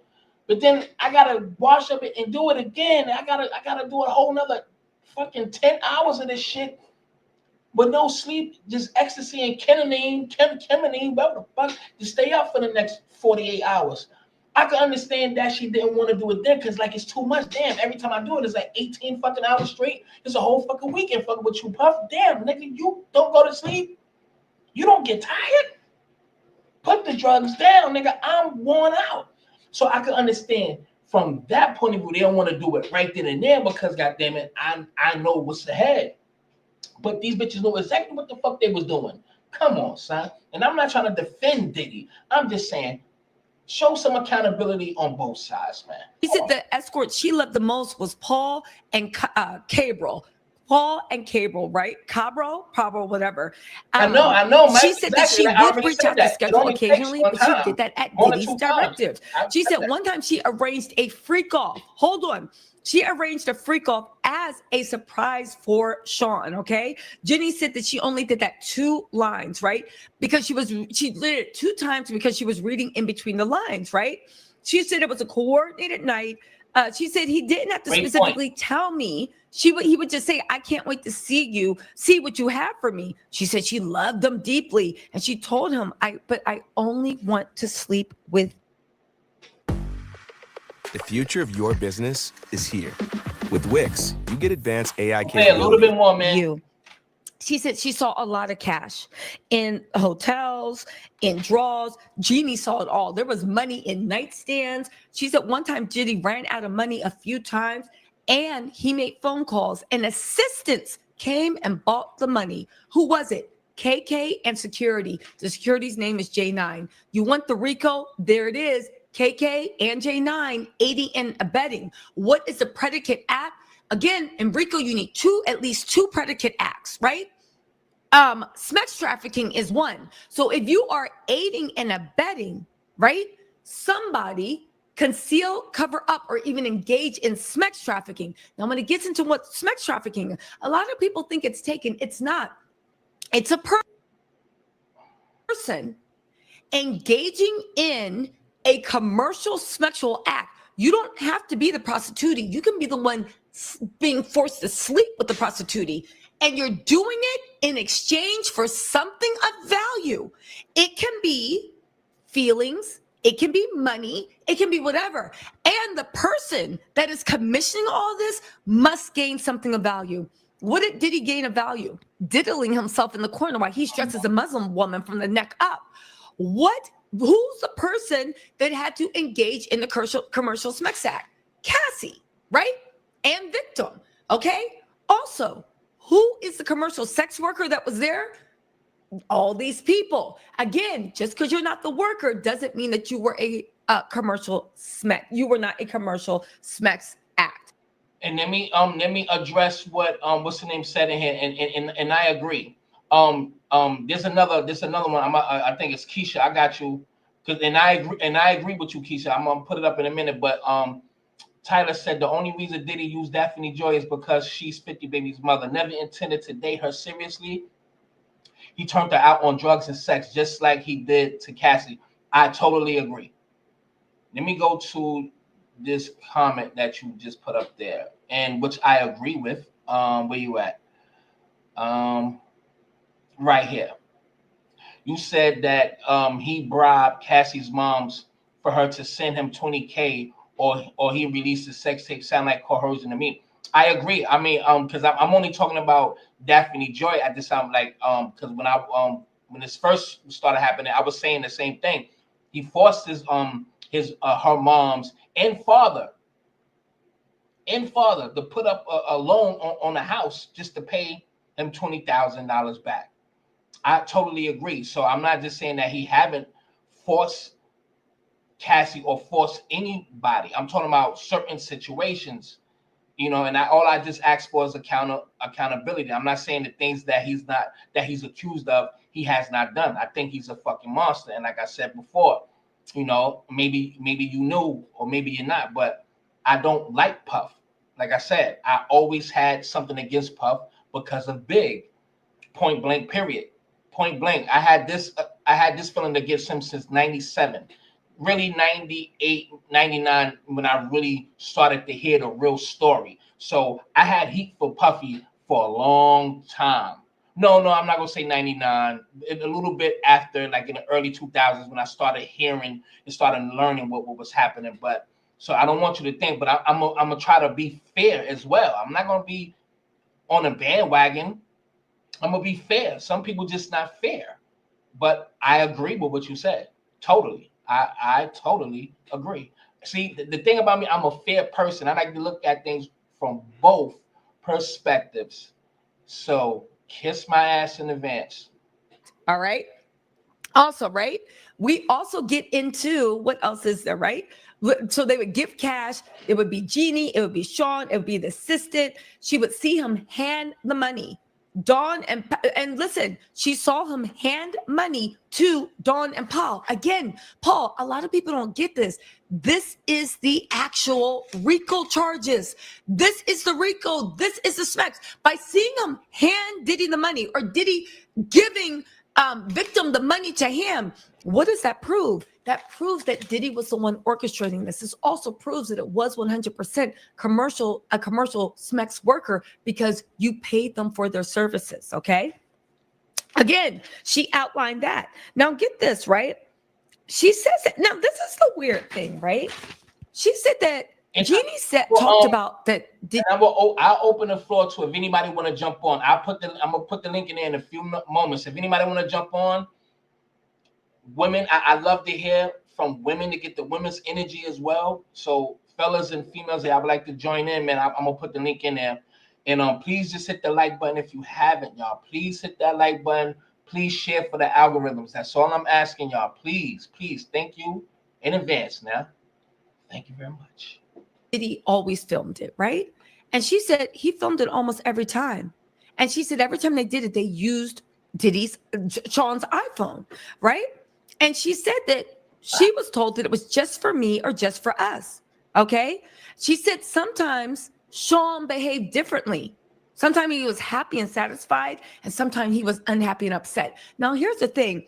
I was waiting for them to get to the violence, but I think tomorrow. So when a client comes to us with an ask to launch an influencer marketing campaign, the process is pretty streamlined. Monday is going to be the day everything goes off the rails because I feel like they're building up. But even if they don't, I know it doesn't seem sexy. I know people are like, oh, who cares? This is a regular toxic relationship. That's true. No, Sorry, listen, my bad. You said absolute. To be fair, Diddy was dating Daphne's friend first. Daphne moved in on her friend. That's true. Well, what the transcripts say that her friend wound up marrying somebody else, and then she started fucking with Diddy. Even listen, women know what they're gonna do behind a woman's back. Look at fucking Kelsey and Megan. Kelsey was fucking Tory first, and then Megan with her slutty little drunk funky ass snuck. You know what I mean? Went behind her best friend's back and fucked Tory. So you can't trust these bitches. So. Absolute, I agree. Absolutely. Is it right? Jeannie said she took instructions on how to use baby oil, how to blank herself, how to extend everything. She said that Diddy, she had a lot of neck and back and body pain because Diddy would make her hold the same pose for hours. He would literally make them hold the same sexual pose for hours. Then he would also be in her ear while she was doing this, talking about, you want to taste this? You want to stroke this? You want to kiss this? You want to touch this? If you can get out of my face, right? Now, she said the whole time she was never sober in those recordings. She said Jenny said she acted like she enjoyed it, right? Because she knew she wanted to put on a good show. For hours, he would make them have foreplay. And there was lots and lots of smacks. There was lots of fantasy talk, role play. Sean really liked that. Sometimes she would even be on camera laughing and joking. Why? Because she was actually, she said the whole time she was actually high, but she wanted to make sure her partner was happy and she loved him deeply. Now, hold on, y'all. Where are we? Oh my God, listen to this, right? And here's the whole thing with, I know y'all saying get some rest. Y'all, I know, but I will get some rest after this, right? She said, get this. She also said during these acts, she had to be in high heels the entire time. The stripper, 7-inch heels. Jeannie said that there was baby oil everywhere. So her feet would be sticky, all over oil, and she'd be slipping around and slipping out of her shoes. Now get this. Disgusting shit. Sean man. asked for her to get her tatas pierced. Now, to me, it gave me the vibes of, remember when Cassie said that, she had to get her tatas done, right? She said that Diddy demanded that she get her tatas pierced, right?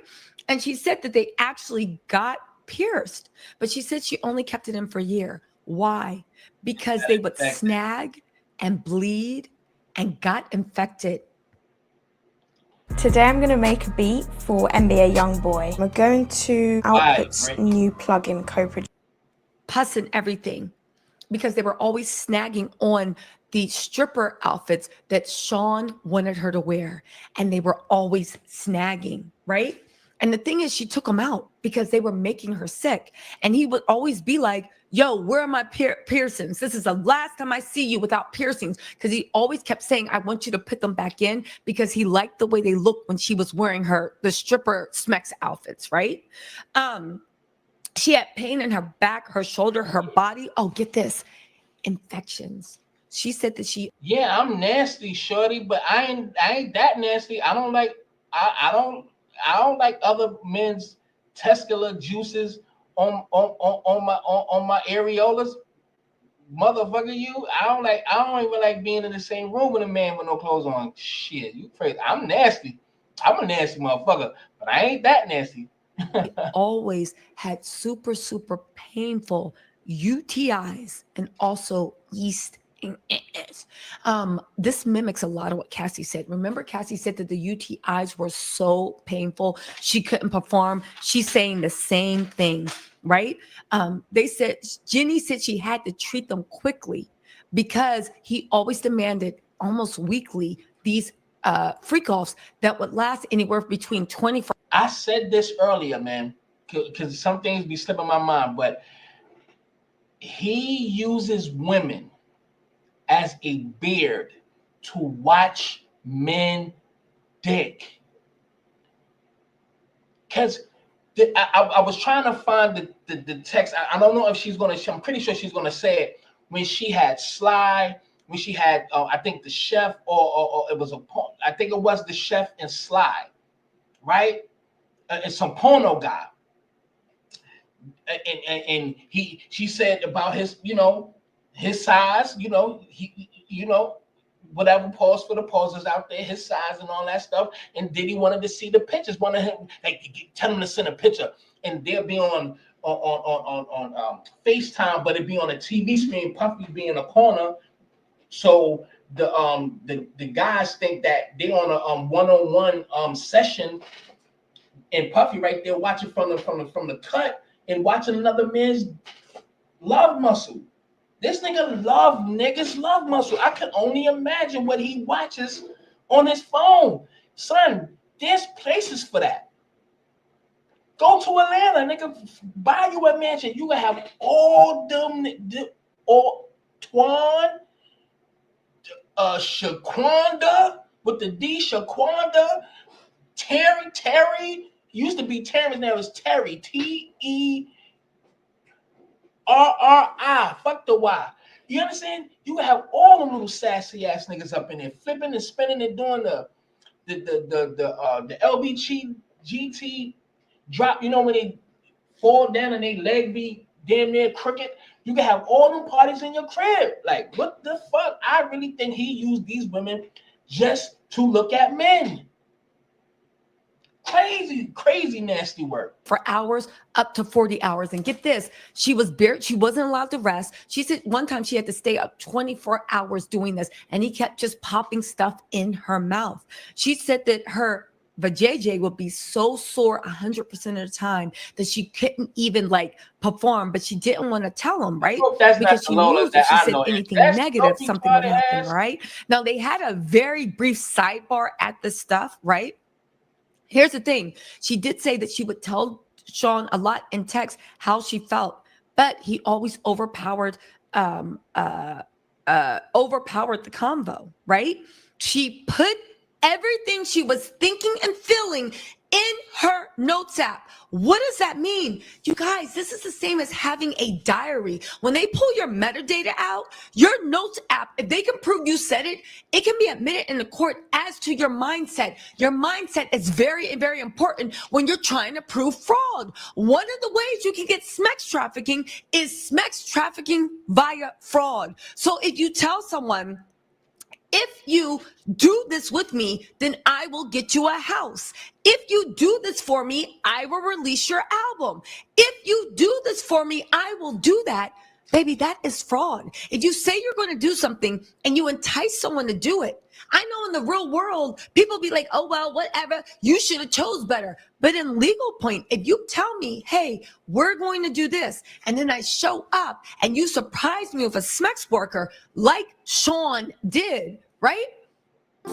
Collaboration anxiety is real. He did not surprise these girls with a sex worker. He surprised them when they thought it was just going to be them two.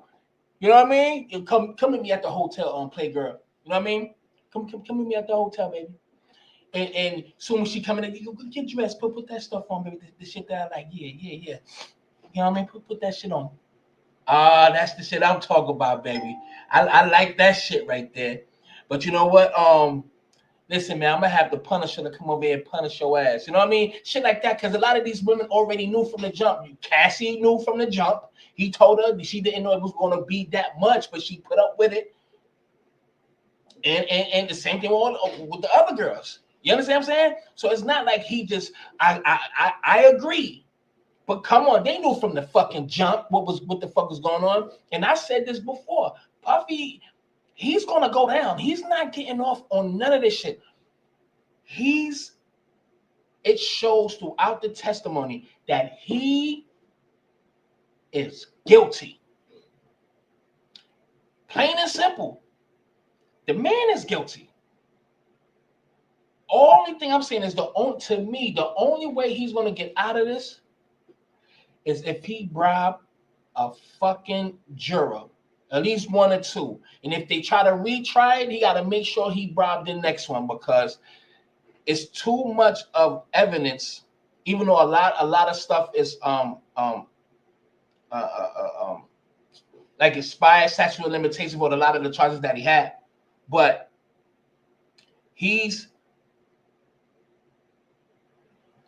going to get charged for it, man. There's no way. The only way he can get away with this shit is if he bribed. And I put the link in there. If anybody want to jump on, if y'all have any thoughts, the link is in the chat right there. So I'm gonna put it in there again. Look, drug trafficking.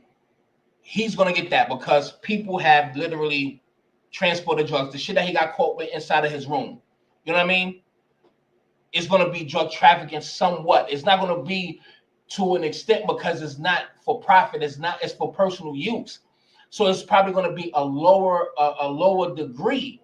You know what I mean? But that transport for prostitution, absolutely. We got people admitting that they brought drugs, admitting, that they took it from, you know, from state to this state. That's crossed the state lines, regardless of how anything. He's guilty of it. Now the sex trafficking, I'm kind of on the fence on that, because he paid for sex workers. This is a man who like freaky nasty stuff. That's what I see. He's just a nasty, funky, nasty motherfucker. That's it. You know, I don't see the sex trafficking like that. But buried in a court of law, the commercial profit to get racketeering for 2 of them. Only thing they need is 2 fucking charges out of these 8 charges, and that's a wrap. But I'm gonna play a little bit more, and I'm gonna go to the Cam interview. I got it queued up. Everybody, please, if you haven't hit that like button yet, please hit that like button. Please hit the like button and share for the algorithms. I will gladly appreciate it. All right. Fraud by sex trafficking. We haven't gotten to coercion to see if he actually used violence, force, but there was coercion. That's through gifts. That's through saying, I'll do something for you. Because here's the thing, later on in the testimony, Diddy came back and he was literally fussing at victim, talking about don't make me, you got that roof over your head, you better come and do this, basically saying because she had a roof over the head. Oh, and get this is the last thing I'm gonna say before we get back into this. Diddy is so cheap. Because I clocked his tea. First of all, how are the SMEX workers getting paid more than victim? The SMEX workers were getting like a few thousand, which I assume anywhere between 3,000 and 6,000 a pop. They were being called pretty much every week. Victim had to perform on multiple days. And guess what? All he had to do was pay victims more house note for $10K. That's it. And get this. Sean Diddy, according to victims' testimony, was trying to make the house for $10K that she moved into. He was trying to make that the new freak-off spot. They even had a private bedroom for themselves. Imagine and think about it. These hotel stays at La Hermitage and all these places, they are expensive as hell. So the fact that, and I'm telling you, to even get a suite or even a room at La Hermitage, I think it's probably somewhere between cheap $800 to maybe $1,400 or $1,600 a night. The suites go up even more. My point of the matter is, you're paying her a $10K rent. She's doing all these freak offs, and you're thinking that you're going to turn victim's house into the next freak off spot? Y'all, peak game. Diddy was so cheap. You literally tried to turn that woman's house into the new freak off time, and that way you wouldn't have to pay for hotels. Diddy ain't seeing heaven. He is not seeing heaven at all. Okay, right? So I'm gonna give it 5 more minutes, and I'm gonna go to the Cam joint. Put it in the notes. That is an electronic diary. Okay. She even called him out you lied to me. You lied to me. You lied to me. You told me it was just gonna be me and you. He flew her out on her birthday to go to Turks. You know what? Let's get into that. Yeah, that was wild. Hold on. Let's get into that. Yeah, this story kind of crazy. Okay. For her birthday. Right? She said that she was in the hotel with Cabral, that nickname Sly, and Dawn. Okay. So Jeannie literally cursed him out because apparently she was had gone a freak off. And he left her in the hotel alone. And she just wanted him to cuddle her and I don't know, just actually show her she meant something if she was something. Diddy was in this girl's mind. Okay. To me, it sounds like classic narcissistic abuse. She truly is a victim, right? But victim literally texts Diddy and was like, yo, you use me? Great. The new GoDaddy Arrow has AI marketing tools to help small. But my question, why would you let somebody use you like that, knowing this is the type of stuff that he does? I'm not understanding that. You putting yourself through that because he's who he is. You knowing that he's fucking with other women and he wants you to fuck other people. How can you fall in love with something like that and expect to be held? And then knowing that your ex-man, your child's father, don't even like this nigga. They don't like each other. He had a fucking gun for 50 Cent because he don't like this nigga. Publicly, they know they don't fuck with this nigga. Why you ain't think in your mind that he was using you from the giddy up? That's what I'm saying. Why there's no accountability on the female part at some point in time in life? When does accountability kicks in for women? It seems like there's no expiration date for women to take accountability. I'm not going to be jumping down your throat, but that's up to you. Y'all too emotional anyway, respectfully. But I'm just saying, this bitch, why her thinking cap, why the light bulb didn't just come on? Knowing that he's using you. You know Diddy don't like Puff. You knew this before you fucked with Puff. Y'all can't say she didn't know. Why the whole world knew, but she didn't know, and she's closer to these motherfuckers? You laid down with 50 and had a boy named Saya. You didn't know he didn't fuck with Diddy? The whole world knew. We not even in the same rooms as these niggas, but we knew. How did we know? So what was your motive to even get close to Diddy? Yeah, your friend was fucking with him. But why you fucking with? There's a motive there. There's an economic ladder you trying to climb, baby. That's why I don't fuck with Faith. Fuck Faith. The whole world knew Biggie and Pac wasn't fucking with each other. But you go over there and fuck, suck, Pac, slurp, and brought him a whole bunch of shit when he got out of jail. Smut bitch, and she's still lying to this day. Faith is the definition of a fucking whore, a backstabber. You go fuck with the enemy. You can't trust females who go fuck with the enemies. That just lets you know the mindset right there. Come on, son. Ladies, your baby daddy go have a child by a bitch you never liked. That you consider her your enemy. You don't fuck with her, but your baby daddy go fuck with him and have a baby. Now your child with him got to be around the child he had with her. Like, make it make sense. Sometimes people have to take accountability because Daphne Joy, she knew exactly what the fuck she was doing. I'm not saying she deserved what she got, but don't act like you didn't know what you was getting yourself into. Fuck to the that. Oh, okay. So here's what she said. She said they had a freak off on, I think it was November 2021, right?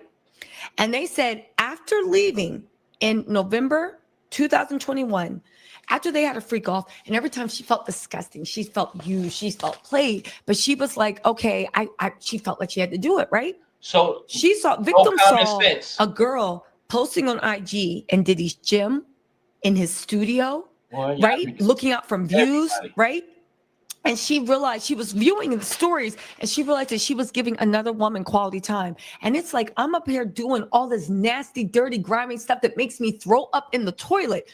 Her words, right? That she threw up one time during a freak off. And now victim is like, you got this other girl and you're giving her everything I wanted. This is another thing about how Diddy was so conniving. Because think about it, right? He was just cycling, right? Because before you, there was another freak off queen, right? And now that victim's there, she's the freak off king. But he wines and dines. Don't forget, in the beginning, for the first 6 months, like Cassie said, or a year, it's just you and him, this and that. But he's just and he's cheating on you the whole time, right? But he's just getting you ready so that you can become the freak off person. Why? Because he stopped whining and dining her and she became the freak off person. And then he focused on another girlfriend. I assume this is Young Miami, right? You're going to hear focused on another girlfriend and took all the time away. But again, Young Miami looks like she was being wined down. Again, let me take that back. I don't know if it's Young Miami, but when you hear the clues, I'm like, this sounds like the birthday vacation thing. The point of the matter is, y'all, Young Miami might have not been lying. Remember when she said, Diddy made me feel like a woman. He made me feel loved and respected and admired. And I remember I was just like, girl, stop it. But you know what? We might have been wrong. Because think about it. Diddy and Young Miami were only together for like a year. She might have still been in his love bombing phase where he was making her feel like he was the perfect man. And he was trying to get her so comfortable. And then he'd be like, yo, he would start to talk and be like, yo, you have any fantasies? Have you ever had any fantasies? Because every girl said, victim said, That's the way Diddy started. He would start talking about fantasies. You have some fantasies. You want to talk. You want to talk. You want to talk. Anyway, right? They said that, where is it? Okay, so she texted him after she saw that. And he left her in a hotel with Sly and Don. So he would make her take like multiple. And she said they were so big, it was like impossible. Get this. She said, you used me as a SMEX worker often and early in the relationship. This is what she said. She told him, I need a breather and to take a break from you. This is too much pressure, performing, SMEX with other men. All you wanted me for, all you wanted me for was that. You didn't say you missed me. You didn't say this. You didn't say anything, right? Jeannie was mad. She played a voice note, right? Diddy is cursing that girl out, saying, you're effing crazy. Go ahead, be sad. This is the last time I let you do this. Basically gaslighting her because he called him out because he had seen another woman at his thing, right? And she said that she had been in that. She said, you literally had me in a hotel for a dark hotel room for 4 days. Stop lying, okay? You just only want me to have SMEX with men. You don't love me. You don't want a relationship. Now, let me tell you something. I see why all the incels are mad about this trial. I see why all the men are like, not all the men, but the ain't-ish men are like, this is a travesty. Because this is literally putting narcissists on notice. It is illegal to gaslight and your significant other. I mean, it's not illegal to gaslight. He's just being a real narcissist dickhead nigga. But what he's doing is fucked up. That's some real dickhead shit, and he's just abusing his power. I'm gonna go to Cam right now talking to the Punisher. All right. I'm pretty sure y'all seen some of this. Y'all could go back and watch it. Please make sure y'all hit that like button. Y'all would like to donate to the platform. Please make sure y'all show some love to the platform. It ain't gonna kill you. But let me read some of these comments real quick before I play the Cam and the Punisher. And again, I put the link in there. If y'all want to jump on, get on the panel, y'all could. Let me just read some of this.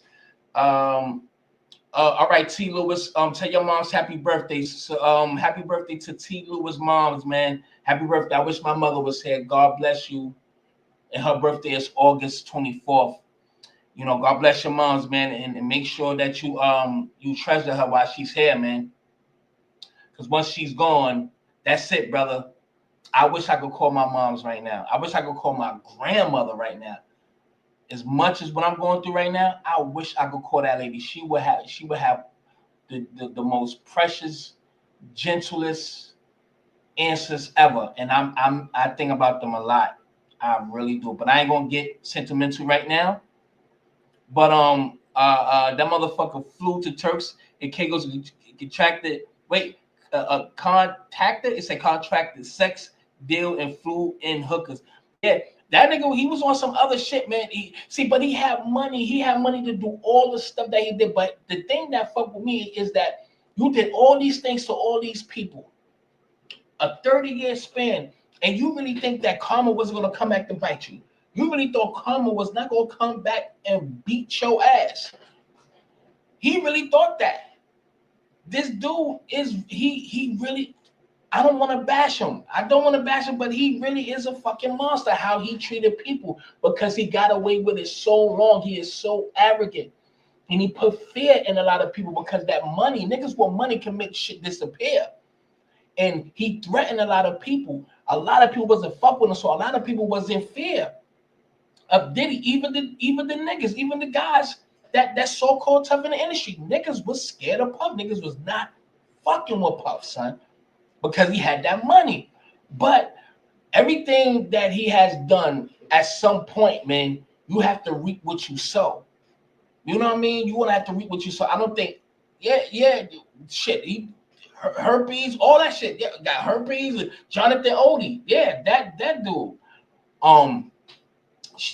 Cassie got sores in her mouth. You know what I mean? UTI, her body hurting. He's still making her, you know what I'm saying, have sex. She OD'd. When she OD'd on that whatever the fuck it was, she OD'd. She woke up in the shower. I forgot the guy name, but it was I forgot the guy name, but it was a sex worker and Diddy. They were scared and shit like that. And once she came to, after ODing, literally probably like an hour later, she got right back into fucking. The bitch almost died. Excuse my language. She was dying in the room. Woke up, got herself together, and he made her fuck the dude for an hour and some change. That's diabolical, nigga. If that ain't diabolical, I don't know what the. That's diabolical, nigga. You died and came back to life. All right, you saved. Suck that nigga dick. Crazy. That's you can't. That's crazy, man. That's crazy work. That's crazy work. Anyway, oh yeah, I see you. My nigga Brooklyn and Cali was popping. What up? What up, nigga? Everything good? It'll be all right. What's good with you, King? Talk to me. Hey, man, shit. I'm listening to the shit. Hey, man, I think you already know how I feel about the situation when it comes to niggas. I feel like both sides are at fault, no doubt. We don't even want to say that they're not, because both sides benefited from shit. But I feel like the nigga that's orchestrating the shit should be held responsible for the shit. The nigga that's funding the shit should be held responsible for that shit. And I know this is not a DV case, but you know me. I don't fuck around with niggas hitting chicks. So that nigga got to go down for that regardless. Right. He gonna have to deal with that. God will deal with him for that. But I feel like as far as the Rico shit, I feel like he used his power to fucking coerce niggas. I feel like he used his power to intimidate niggas, to fucking extort niggas. What more do you need? Mm-hmm. I totally agree. I totally agree. He go ahead. Like, you know, we ain't even talk about how bad he did niggas, because the only nigga that's eating that eats is him. Everybody else is just like, nigga, you a casualty of war. But one thing that you said is really true. I feel like the women do need to take accountability, but I feel like if you looking at his circle, all his circle is all bitches that work with him, is all his baby mamas. He done fucked on all them bitches at one point in time. Because I think that's why I said KK gotta be his bottom bitch, because he had to fuck her before, because she's doing all of his work. She's making sure everything is in line. She's in second in command. But go ahead. He probably fucked up too. Yeah, it's a strange situation, man. That's a strange situation. Yes, indeed. I look at them and I'm like, damn, man, like a lot of the shit that we hear, a lot of the stories that we hear, the stories that we're hearing, if you guys are reading the transcripts, like I told you before, niggas don't want to personalize this shit, but I'm telling you, I guarantee if that's your mom, your daughter, your niece, anybody like that, you ain't trying to hear none of that other shit. That's a fact. Yep. You want that nigga up out of here. That's right. So I just think that some things you do have to personalize. You know, do I feel like some people are co-conspirators in this shit? And yeah, a lot of those chicks, yeah. Do I feel like now we know why 50 hate Puff so bad? Mm-hmm. You know, but it just goes to show you sometimes a bitch will do anything for paper. And that's why I asked in that chat room, all these ladies in here, I know we know how you feel, and I say this respectfully. Would have put up with all of those things that Cassie, Daphne, KC, CC, and the rest of all the names that you can muster up? Would you have put yourself through that same situation dealing with Puff? A lot of y'all would say no now. But if you was in a circle with Puff, he got that money, this, that, and the third, what would your morals coming into play, or would you look at the bigger picture, or where you can how much you can get out of it? A lot of y'all will do it. I think that's part of the reason why, like, people. I think that's part of the reason why it's people on his side though, because they don't understand that any nigga can say you should have left. You should have did this. You should have did that. But if somebody's causing you physical harm and you know a nigga got a lot of power, even if you do leave, who's to say you're able to live a regular life? Right. Who's to say you're able to do anything? Niggas with power will cut your water off, bro. That's right. You can't even live a regular life. Okay, so what? We was fucking. We was freaking off. I don't want to do this no more. I'm going to leave and try to go be with somebody else. Like, to me, niggas don't understand. The only reason I feel like Cassie was even able to leave with old boy is because he found a new bitch. Yeah. If he was still fixated on Cassie, she was with her husband and still went back. That's what I'm saying. If he was fixated on that girl, then they would still be in something. But go ahead. No, I know she went back. I know she did. Right. That's Stockholm's though, bro. But and then I think because she's seen what's her name? Young Miami. She's being pushed out there. She got he done hooked up the podcast for her. The shit was nice. It was laid out nice. The background and the scenery, like how the setup, the shit was set up right.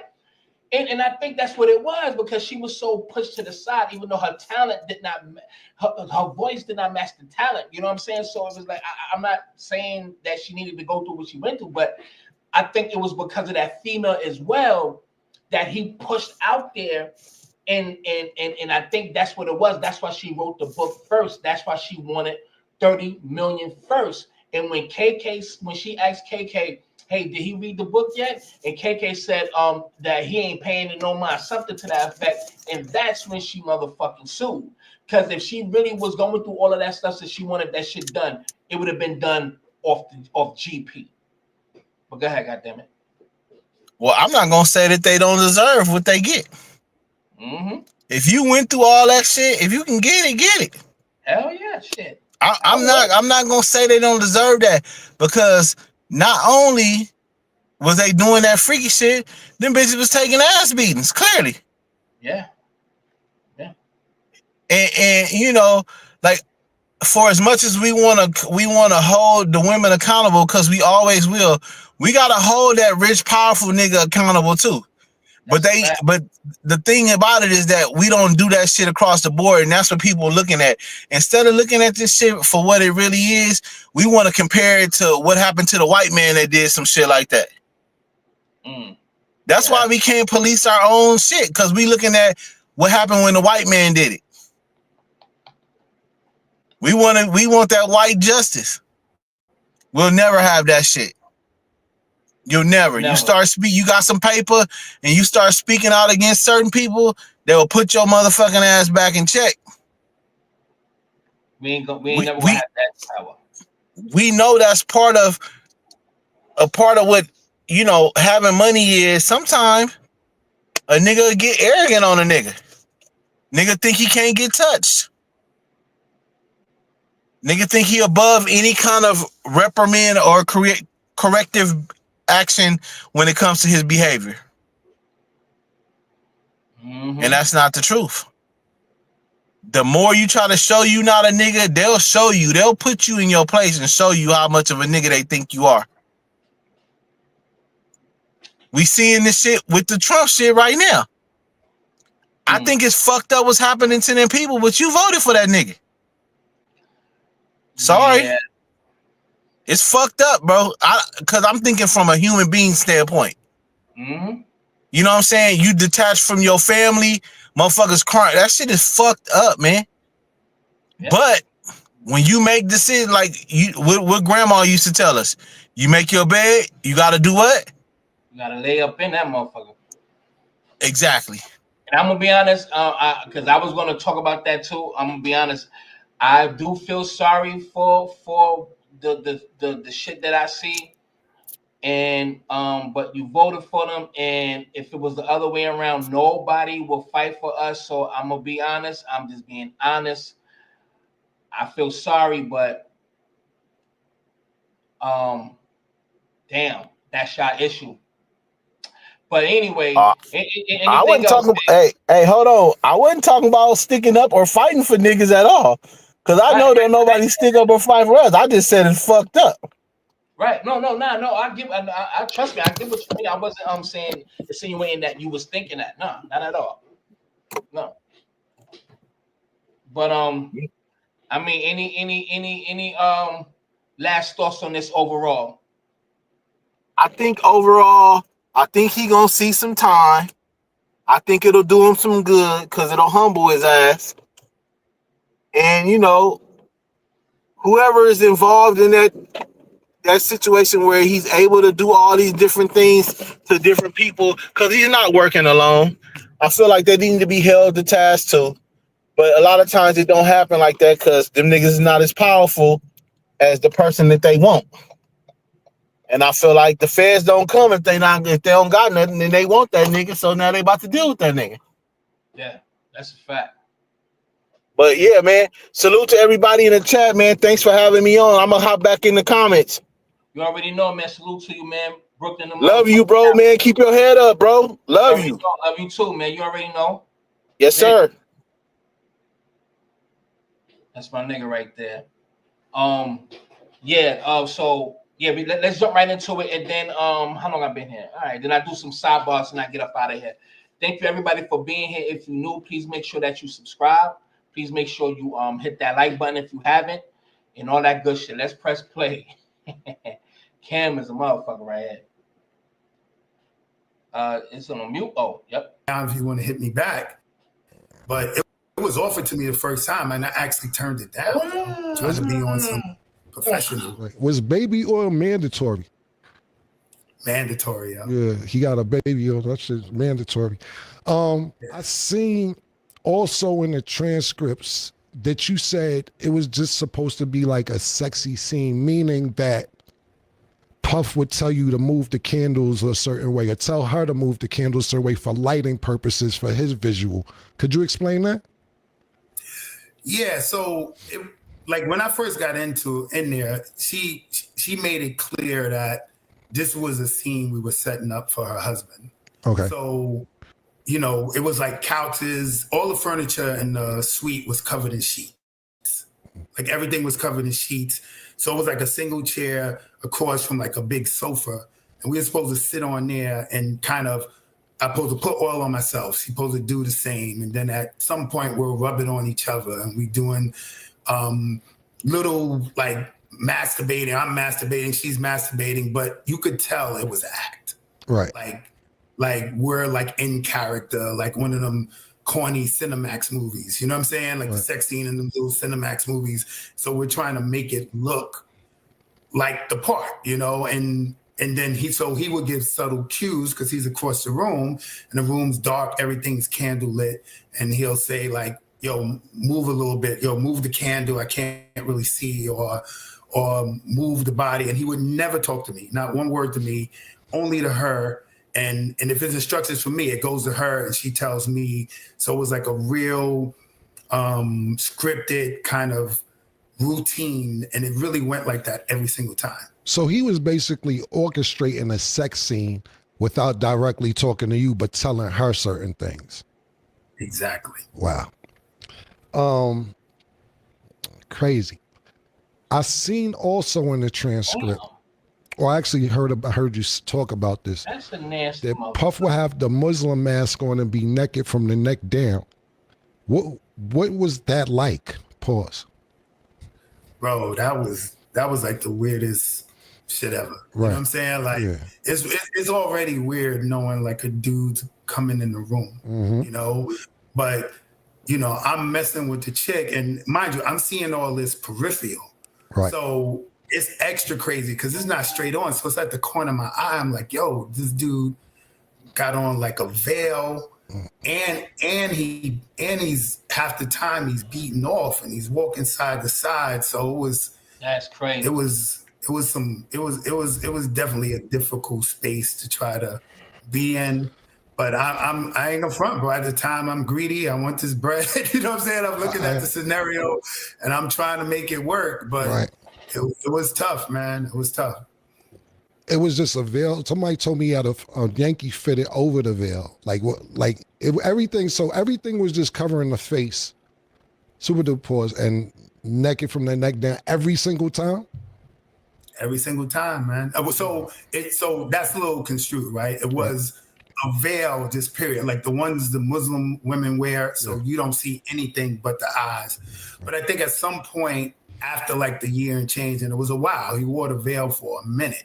Right. I think they might have figured out. I saw the TV, and at some point he just changed to a Yankee fitted. So at some point he dropped the veil, and I guess he knew. Nigga say he look like Reggie maybe Miller. he saw the TV on. You know what I'm saying? Like I probably left it, and I guess he figured out. All right, homie figured it out.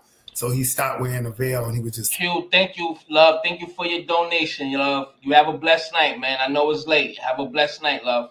Peace. Everybody, please make sure you show some love to the damn platform, man. It ain't gonna kill you, man. All right, I appreciate y'all in advance. Like Rockefeller. Nigga say he look like Reggie Miller. I ain't gonna lie, right now he look like that dog from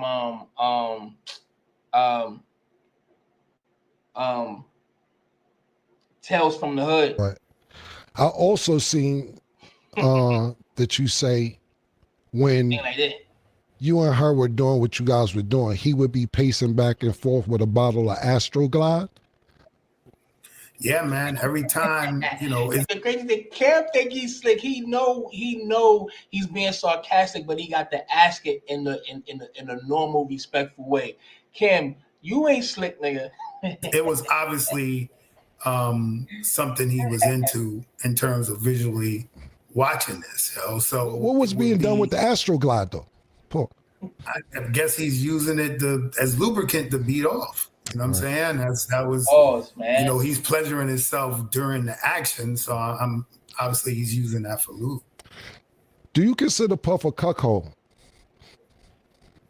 Yeah, I mean the whole time that's what I thought it was. You know what's crazy is as nasty as I am. What is cuckold? I don't even know what that means. I'm gonna be honest, and I'm glad I don't. I ain't that nasty. What does cuckold mean? And I mean pause from. I have an idea by hearing cuckold. Is that a cockholder or something? I don't know. But what does that mean? I didn't even look it up. Right. Yeah, I thought it was. It's because you keep using the word voyeur. This is cuckold activity. Yeah, without a doubt. Yeah, we're gonna step it up to cuckold. Yeah. So I'm saying voyeur because that's what she said to me. Right. Like when I came in. You know why? Because they down. You know why? Because voyeur don't seem as bad as cuckold. So they downplay it with the I'm just a voyeur. Nah, you was an official cuckold, nigga. Because voyeur can mean you watching anybody, not your girl. Cuckold is when your girl is in play. You know what I'm saying? So yeah, he's sound cuckoldish, man. Did Puff ever participate? Nah, man. Nah, he stayed across the room. Like I said in my testimony, the closest he got to actual action, like it was one time, all this stuff, almost every session happened in the living room, but it was one specific one where we got moved to the bedroom, me and her. Mm-hmm. So in the bedroom, he's in a closer proximity because he's walking around the bed. And at some point, like almost at like the strip club, he took like a stack of hundreds and just threw it on the bed while we was when me and her was having sex. And we both was like, what's going on? And he just was like, nah, I'm enjoying this shit. And, we just kept doing what we was doing. Right.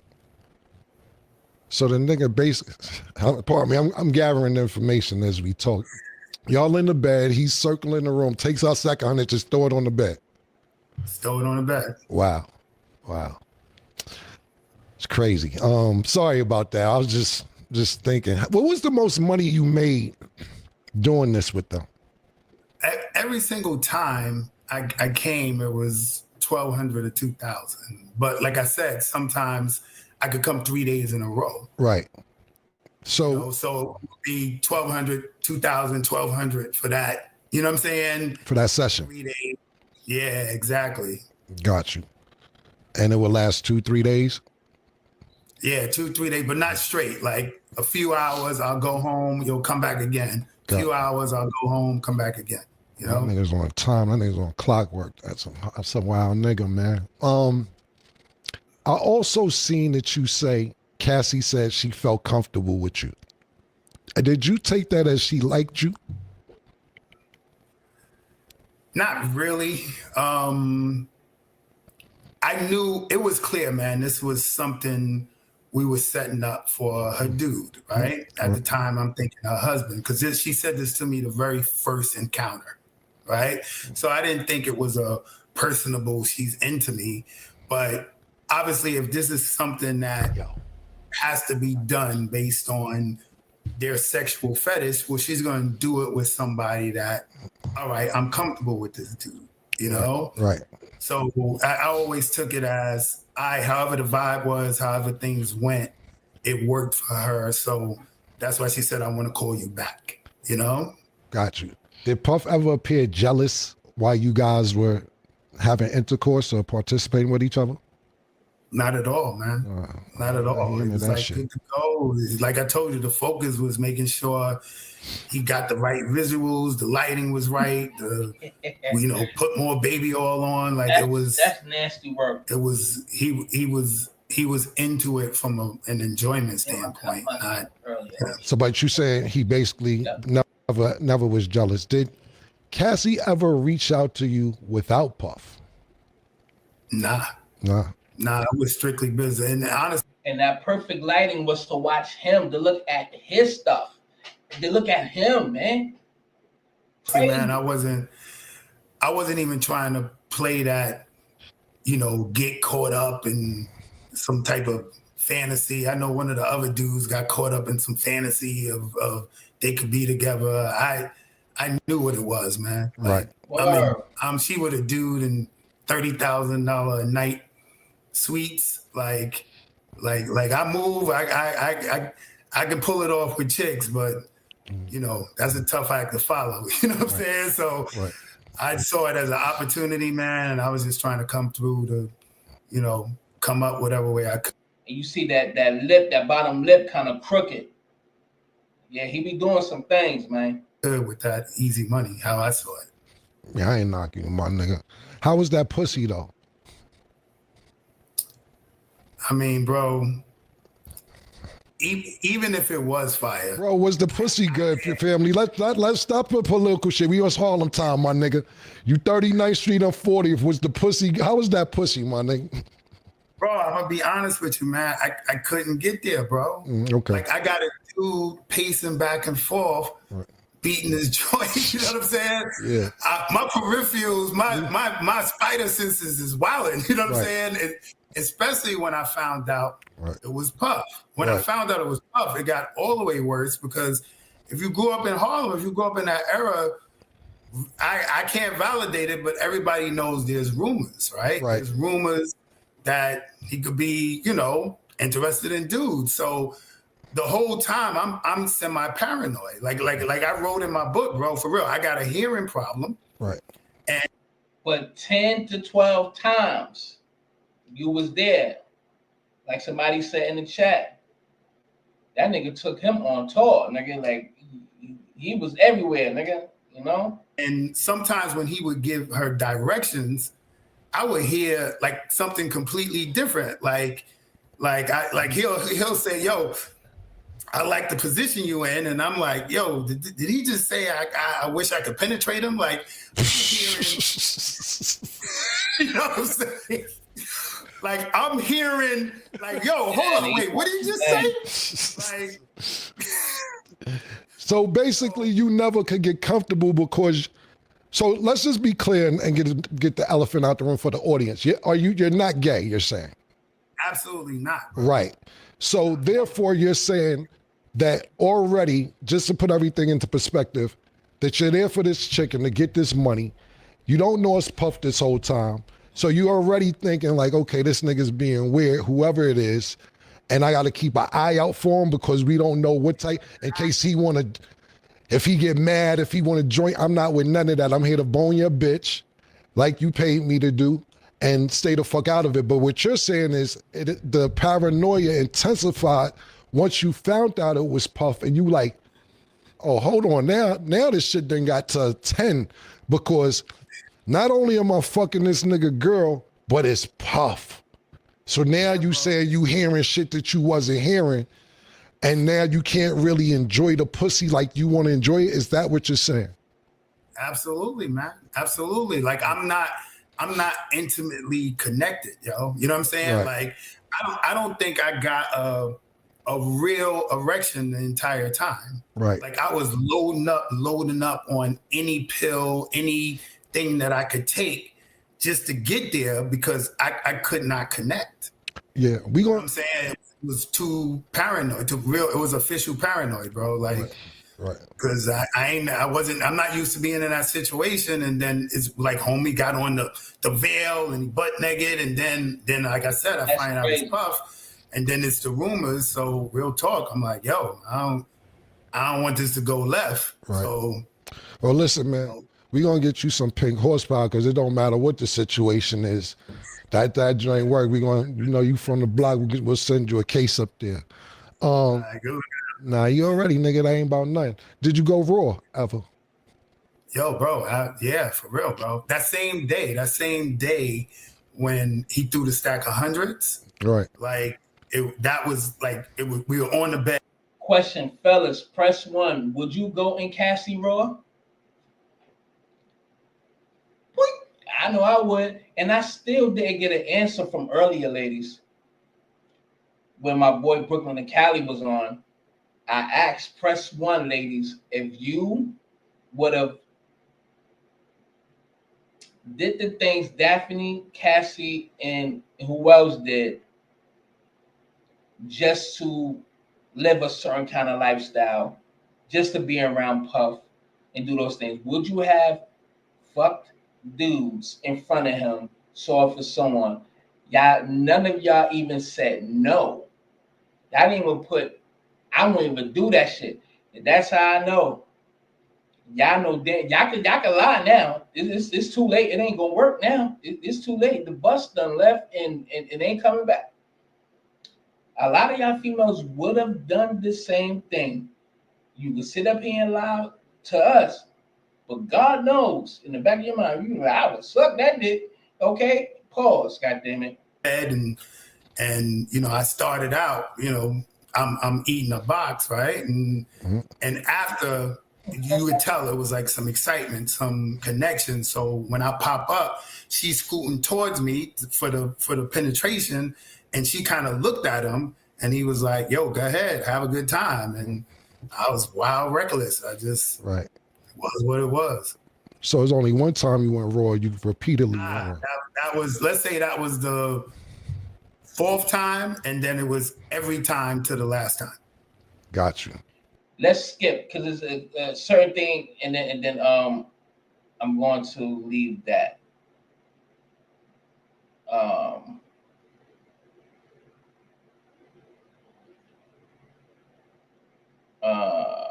That's when he asked about Daphne, so he didn't fuck Daphne. Gotta go raw sometime. But he wasn't in the room with you anymore. He wasn't, but what I would assume what would have happened was she would have said, "Do I want to?" And if I would have started, he would have walked back in. All right, then I got 2 more. So the other one was when he threw a stack of money on you. Were you able to keep that money? Was that the most money that he threw on you? Was that like, well, you said it was a stack of hundreds? Like how like you said earlier, 1,200 to 2,000. Was it more than that, or was that the 1,200 to 2,000? Because when I think of a stack, I think of like 5,000, 10,000. I ain't see what Nah, it wasn't a stack. It was, I believe it was 2,000. And honestly, I thought that was a day I was going to really make a lot of bread, because the 2,000 got thrown on the bed, was put to the side. And as soon as we finished, it was handed to me. So I was hoping then she was going to come, because he would come at the end of the night and pay me again. And that'd be an additional money, but that 2,000 ended up just being the money I got. So it wasn't like a super payday of a session. So I just pretty much got my money in advance, you know. I got you. My last question is, when all this kind of came about, you know, there's this history now of Puff being really violent. Were you scared to testify? Are you scared of retribution? Are you like was that an issue for you to go testify? Yeah, I mean, it's something you have to consider, right? But look, what I understand is the details of what went on. Obviously, they're going to be embarrassing. You know what I'm saying? In terms of what happened in those encounters, and you know, I got to testify to what happened. But the truth of the matter is, I don't feel like I was biased or let's say, threw him under the bus, right? You know, none of my testimony is saying she was abused. Like, you know, there was aggression, there was, it was not consented. You know what I'm saying? She was under the influence of the drugs, because that's just not true, right? Like everything I thought to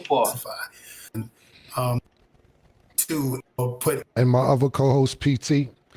As you progressed and kept going with her after these dates, at any point did you think she enjoyed it as well as Puff or more than Puff? So there was only one time where I can, you know, I testified to it also, where it was clear to me that I thought she enjoyed it. Like, and that was the first time we were at Raw and he threw the money and stuff like that. Cause you know, obviously we fellas, we mess with chicks, you know, the mannerisms when it's a connection and when it's not, right? So, but I could say that's the only time it was overtly, I thought, and this is my perspective, that she was enjoying it. The other times, it was ego trip, like, oh, no. First time, right? Did he give you instructions where you had to nut at, or you? Yeah, right. That's the question. Yeah, so I didn't get the instructions from him, but it was instructions from her, like specifically. Every time I nutted, I had to nut in or around the outside of her box, like so on her clit, on the lips, everything. And to that degree on the outside of her vagina. And that was clockwork. It had to be done like that every single time. Clockwork. And actually, it was kind of mandatory. Like the session could not be over unless I nutted, and I had to nut on the outside of her vagina. Like, you couldn't leave until that happened? Yeah, that was like mandatory. Though. It was like that gotta happen for the session to be over. And he looks so sad while he's saying it though. Why he looks so fucking sad? But that's crazy. That's crazy, son. That's crazy. Diddy the Diddler. Oh my God, nigga. His name is Caligula.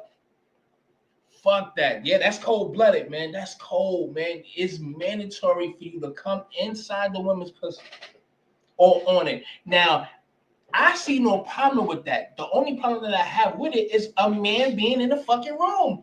Who don't come inside the pussy or come on side or on top of the lips? I don't see nothing wrong with that. The only problem is somebody else in the room. So don't act like y'all don't like coming on in no pussy or on top of it. I know I do. I know I have it in a minute, but shit. You know what I mean? And I ain't sticking my dick in anything. You know, it's a lot of shit going around. And then next thing you know, they say motherfuckers got herpes, Jonathan Adi. So you can imagine if Cassie got it, you can imagine if Daphne got it, and Young Miami got it, and whoever the fuck else he been fucking. You understand what I'm saying? But yeah, son, make you raw. You said what? Marathons make you raw, both of them. I don't even know how to respond to that one.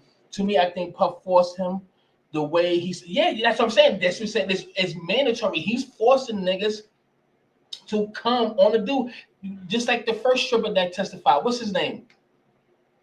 Daniel. Damn, I forgot the last name.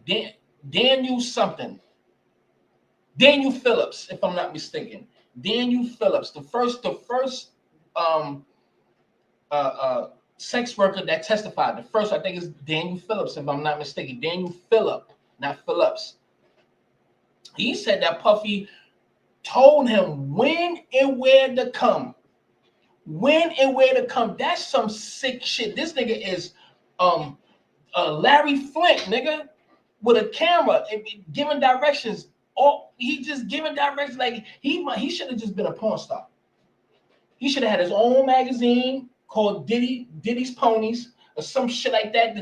The Didettes or some shit like that. Diddy and his Didettes. I don't know. I ain't even trying to be funny. I ain't that funny. But damn, son, he's telling niggas exactly where to come at and everything. Nigga, listen, Playboy, listen, hold up. And he told them on how fast the fuck and how slow the fuck. He made them niggas take their time. He told them to hold his nut. Playboy, don't come yet, Playboy. Just hold on. You just keep put some more of that Astroglide on you, Playboy, and turn to the side. I want to see that. I want to see that light glistening off your body, boy. And turn around and let me see your ass. Like this crazy shit, son. Sick work. He was telling niggas when to come. Nigga, that's crazy, son. That's crazy. Again, I don't care what another man's preference is. You are definitely, I don't want to use the word, the bundle with sticks, but you definitely with the Rainbow Crew. If you just love to watch men dick, son. You want men's cum. You tell your girls, baby, don't forget, make sure he come on you. Don't touch it. And after he come, bring it to me. And he'll just wipe it off her face like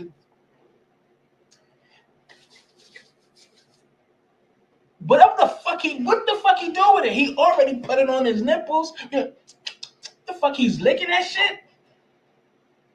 Like that's sick. That's sick. There's nothing normal about that's sick. That's sickness. That's crazy, son. That's some crazy shit, son. So you can imagine what you just could have. Yeah, I don't even want to think like that no more. That shit is crazy. Anyway, look. I've been about to be 3 hours, man. Listen, man, please make sure y'all donate to the platform. Please make sure y'all show some love to the platform. I know that's not going to kill y'all. Please make sure y'all show some love to the platform. I will gladly appreciate you. But I'm definitely have to do my sidebars. Then I'm getting out of here. Been here long enough. Only one person show some love to the platform. Y'all could do better than that. But let's get right into it, right? Did I share it yet? I'm going to do my sidebars. Yeah, I said this earlier, Monique. His mother is the one that put him, that had these parties. He walked in the room just like his friend said. If y'all look at the documentary, the making of Bad Boy. It's called The Making of Bad Boy. His best friend that he grew up with that lived in the same house as Diddy, he tells the whole story. He's seen his moms. They'll walk in the room and see a couple fucking butt ass nigga right there. He's seen the mother. They lived in a whorehouse pretty much. His moms was out there. So he grew up with his moms knowing gangsters and whores and pimps and hustlers and shit like that. So Puffy's seen all that nasty shit his whole life. His moms exposed him to that shit at a very young age. Very young age. So that shit just bunged the monster out that dude. His mother, that's why she's looking more thinner right now. That's why she looked the way she looked now. I'm pretty sure what she brought her son up around is eating her alive right now. Because she looked thin than a motherfucker right now. She looks like she's withering away right now. You know what I mean? She's the reason why Puffy the way he is, in a way. She molded that nigga like that. And she up there having sex parties with her own son. Getting high and drunk with her own son. Bending over. Palms on the floor. Like she said. Flat. All of that shit. That's crazy, son. That's crazy work. So you reap what you sow. You know what I mean? And it's 30 years. He had a 30-year run, man. A 30-year run. I don't wish harm on nobody. I don't really wish jail on nobody. However, The things that you do when you hurt people and damage people's lives along your journey, you take advantage of people, you jerk people out their money. Just like what he said, the only way Puffy would get, the only way Biggie would get his publishing, paraphrasing, is over my dry, dead bones. Took advantage of people, didn't pay people. You used people, didn't pay them what they needed to get paid. And you put fear in people, and you blackmail people. You use things against them. You use your power to intimidate people, and all of this shit for a 30-year run. At some point, karma is gonna pull up to your house, get out the car, and knock on your door. It comes for all of them. Yeah. Clive Davis knew who to choose. Yeah, man. But see, when you live, when you in this world where white supremacy dominates, when white people, he's a Jew. Thank you, Torian. Yo, that's crazy. How you pronounce it? Is it Torian? Because my middle name is Dorian. I always said your name in a different way. But I appreciate the super chat. But I prefer PayPal or Cash App. I'm appreciative, but I prefer that. But thank you. I'm always grateful. But now I forgot my fucking point. Yeah, Clive Davis. He's a part of a particular group of people, which we call the small hats, right? And we know how untouchable that they are. We know how long their money is and how they stick together. Nothing is going to come to him. Yeah, they got Harvey Weinstein and all that. One out of what? Thousands.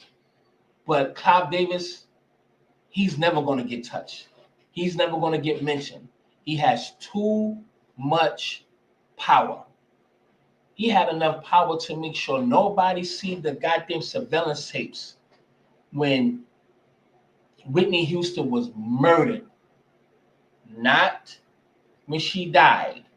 She was murdered, smothered, and all of them took turns to go right in and out of her room and probably pray and probably spit and probably hit and probably did some harsh things to her in that fucking hotel bedroom. And mind you, you get condiments. So she probably drank some of that wine. She probably ate some of them grapes or those crackers that they leave. You know, the condiments, free condiments, and you know. Or could it have been Ray J bringing her some cocaine laced with fentanyl? Because he was there. Now, across the hall from Whitney Houston was her security, and I believe her sister or her brother. It was somebody in her family, I believe. But across the hall, nobody is talking about what happened. And they was downstairs having a goddamn Grammy party, chilling. Y'all remember the pictures? Because I damn sure remember it vividly. Downstairs, Grammy party. We got Nicole Richie, Lionel Richie's daughter. We got Paris Hilton. We got Clive Davis. They all look high, drunk, demonic. Who knows what day it fell on? Because you know everything is numerology. Then they killed Bobby Christina. This is a wild game. I could tell you some shit right now.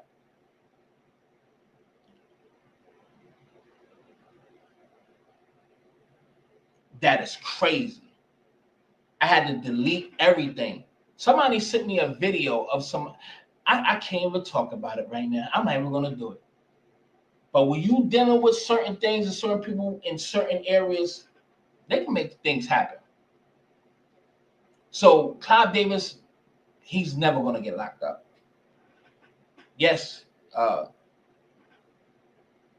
say allegedly he molded Puffy. I'm gonna say allegedly just for God, just for sake to say it. But we know what the deal is. Let me do my sidebars, y'all. Again, hit that like button if you haven't, y'all. Please hit the like button if you haven't hit it. Hit the like button if you haven't hit it. Hit the like button if you haven't hit it. Please hit the like button if you haven't hit it. And if you would love to show some love and donate to the platform, please do. I will gladly appreciate you. And those are bars. And let me read what you said too, Torian. You said Mr. Combs looked better than most of those victims. You said, oh, Mrs. Combs looked better than most of those victims, respectfully. I mean, she's an attractive lady. Don't get me wrong. She's nice. Shit, I wanted to fuck up. You know what I mean? Shit. Yeah, absolutely. So she's definitely. Let me just show. That's what he said. But absolutely, man, I would definitely, Miss Combs, she could get it. Boink! I put it right between the crack of her ass. But let's go to these sidebars before I get up out of here. He's going to be found guilty just as much time. I don't think he's going to get a whole lot of time, but if he do get convicted, he's gonna get some time. He probably might get time served. He probably get 10, 15 years or whatever. And he probably gonna spend that money to make sure he get pardoned or something. I don't know, but a lot of stuff what he did is real fucked up. I'm not even gonna hold you. So let me get through these sidebars and I'm out, man. Oh yeah, the Lil Wayne album, I listened to some of it. It's fire, but that's what I was actually gonna do is play his album. He's gonna do a reaction to it, but I know everybody done listened to it already. But it's okay. He could have did better, man. And I love Wayne, but he got to stop playing around with the people, man. I know he's experimenting, but he owe us. No, I don't want to say he owe us. He do owe. I hate to use the word owe, but I'm just going to use owe loosely. Don't take it personally. He owed the family, the fans, 100%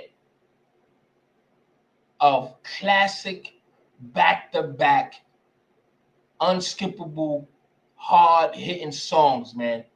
He's experimenting and all that. We know about the memo when Young Thug was gonna do the Barter 6 and fuck shit up and motherfuckers shot at Wayne, this, that, and the third. Oh, that whole turmoil. Then he came and finally did the Carter 5.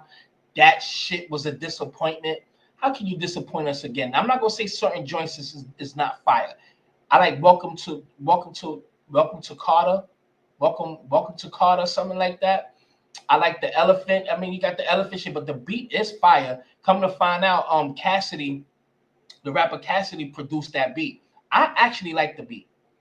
The beat that he did with the rock, like it's called Bell, but it had to rock the bell. I wish he would have put LL Cool J on it. At least you could have did that. It was okay. I mean, the lyrics, his lyrics is always tough, but it was okay. But the other songs, he was like singing and all that. The other song with what's his name? Big Sean. Big Sean killed that shit. I mean, but it could have been better. It could have been better.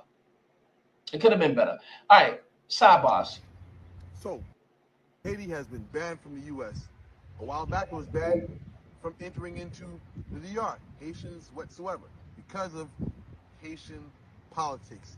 You know how I feel about that? I don't feel no type of way. If anything, I would say, bravo. Because now, the government, they can realize with time, this is a correction to me, because now the government's going to realize, see what we created? Now look at us. Nobody respects us on the face of the earth. So now it'll probably turn its ways around. Now you know for future, if there is a Haiti in the next 10 years, you can say, well, this is not the right thing to do. It's not right to arm poor villages with guns so that you can further your political agenda. Haitian government has to learn that. So now you politicians have been sanctioned. Now a lot of y'all can't travel anywhere. So I gotta say what I'm saying. So, for me, this is my first time hearing this. I don't feel no type of way. I enjoy my life. I'm traveling. The mamacitas love me. Yeah, so they got the ban going on from people in a lot of these countries. Hey, it is what it is. I mean, hey, we got this. They taking away everybody. This influencer right here. He just got snatched up. Serenge, yes, Serene, Cabernet Lame, or whatever.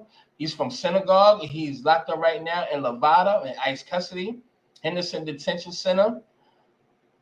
He was kind of bucking his eyes a lot when he did these things, almost coonish. But yeah, they're cracking down on everybody, man. And let's hear this one. I just saved some of these, and I never listened to them because I was trying to get ready to go live. So I seen this, I didn't listen to it. So all this stuff that I'm gonna do now, this is all first time reactions. My first time reaction. But our neighbor's school, y'all know I work at a school. Fuck. Our neighboring school, I think it's Gratas, I don't know how to say it. It's Gratas or something like that. They were having their graduation. And there's helicopters in the sky. Most of these schools are, most of these schools are predominantly Hispanic. Right. Most of these schools are predominantly Hispanic. Gratas, I believe elementary, was having their graduation. And all of a sudden, a bunch of parents. Hey, Torian, I definitely appreciate you. Thank you for donating to my cash. I appreciate you, King. Thank you. You said for that cartoon, out my G. I salute to you, man. Thank you. Appreciate you. Have to run out because this is there. This is the story that I'm hearing. And, our school goes on lockdown. Our principal, tells us it's a drill, but we know it's not a drill. And, I had to come outside. It's my break. We kind of got like off soft lockdown.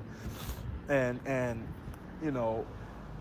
parents had to run because they don't have papers, and they had to leave their kids because the kids do. What type of shit is this, yo? And then kids are freaking grabbing teachers and crying on their leg because they don't know if they're about to see their parents when they get home. What the fuck is this? And we voted for this shit? Yep, y'all voted. I listen, let me say this, and I'm not trying, and I don't want to offend anybody, right? Now most of Hispanics voted for this, right? And how can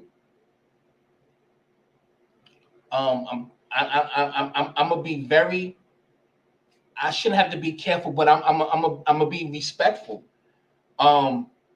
If you here illegally, family, you cannot go to any other country, man. And this is the thing that I'm just trying to put my thinking cap on.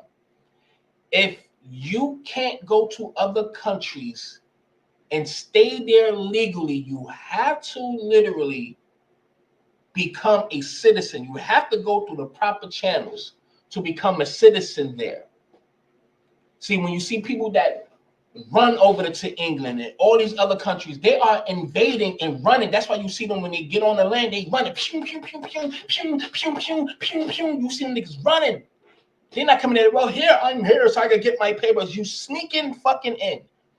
So now, and then you've been here for 20-something years. You still didn't go get your fucking papers. You did not make it. You have, when you see some of these people that get taken, they say, how long you been here? They say 20 years. So, nigga, you had all of this time and you still didn't do anything when you had 20 fucking years, 10 years, 5 years, 18 years to make it happen. But start crying when it's time for you to go. You're here illegally. Europeans stole America. Of course they did. We know that. However, and I'm not taking up for them. I'm just saying at the end of the day, there are rules and regulations, because at the end of the day, we all are abiding by what's already been in place since 1776, 1868, and all the other years that's dated and stamped. So at the end of the day, of course, we know the history, but that's not the point at this moment. At the end of the day, if you here at a country illegally, what the fuck do you expect? You have to go. And then on top of that, they used the 13th and 14th Amendment that was predicated, that was created for the children of slaves, period. That's me. That's my people. And you have to give fault to some of these politicians, and definitely Democrats, because they had an agenda to use these. Some people will come here knowing that they like 9 months pregnant. They're making they way to come here to have to give childbirth, and so that child could anchor them here. And while the child is being born on the soil, the parent has 18 years until that child is 18. When that child is 18, that child can file for to be a citizen for that child or children and their parents. And 9 times out of 10, it don't get done. You understand what I'm saying? And you get mad and get shit back from where you from.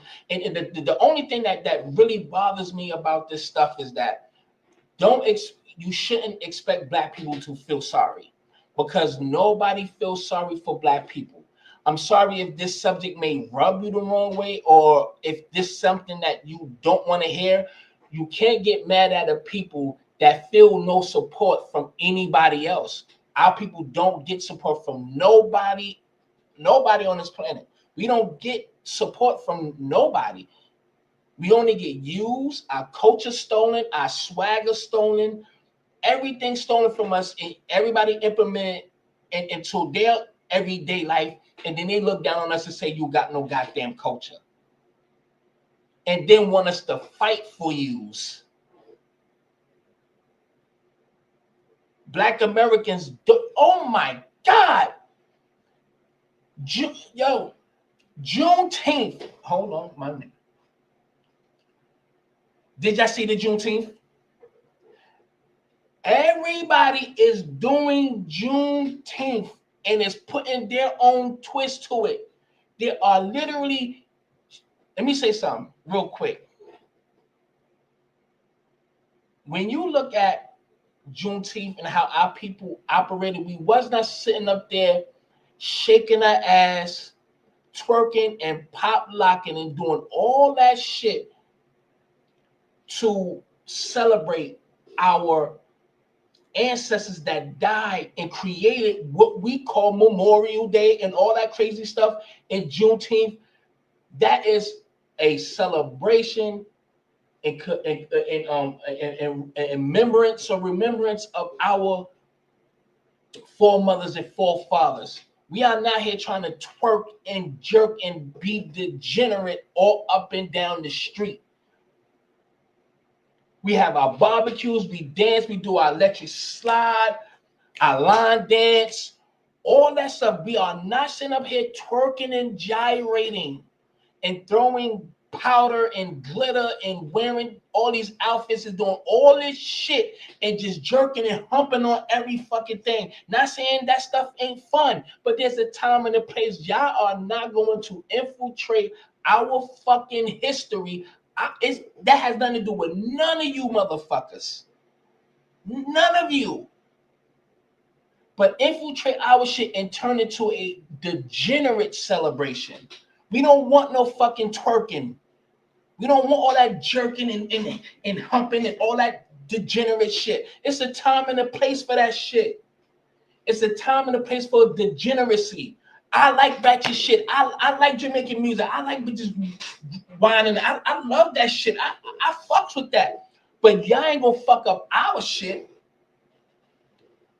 Y'all not bringing that degenerate shit. Ain't nothing. There's nothing celebratory for your ancestors by gyrating.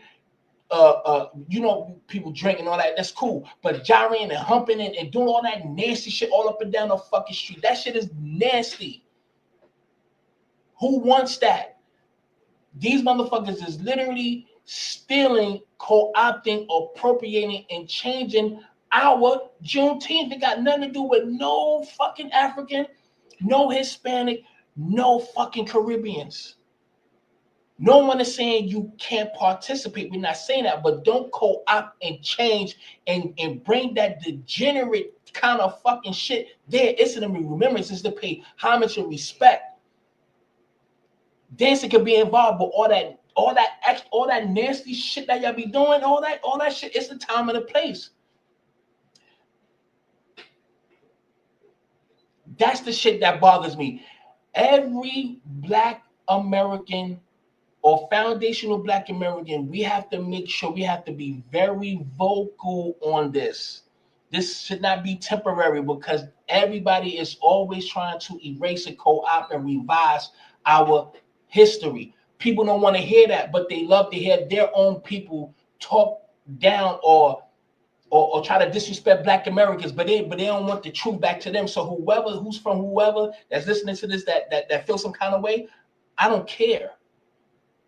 If you can defend your people and wave your flag high, what makes you think I shouldn't? What makes you think we shouldn't protect our own people? Get the fuck out of here and kick rocks. Let's continue. Because culture is everything. Everybody else love their culture and protect their culture and wave their fucking flags high. We supposed to not have a flag. We supposed to say, hey, everybody come and make it how you want it to be. Get the fuck up out of here. No. That shit ain't popping. So all Black Americans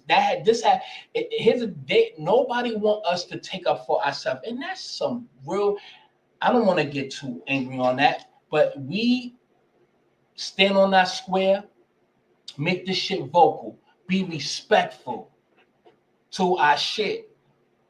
This is a Black American celebration. Let's keep it pushing, So anyone who don't like it, I don't fucking care.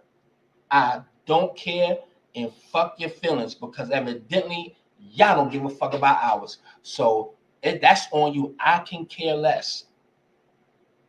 And this is a pause moment. He got a 16-inch glizzy, son. I'm gonna keep that shit pushing. That shit right there, crazy. Yeah, that's crazy.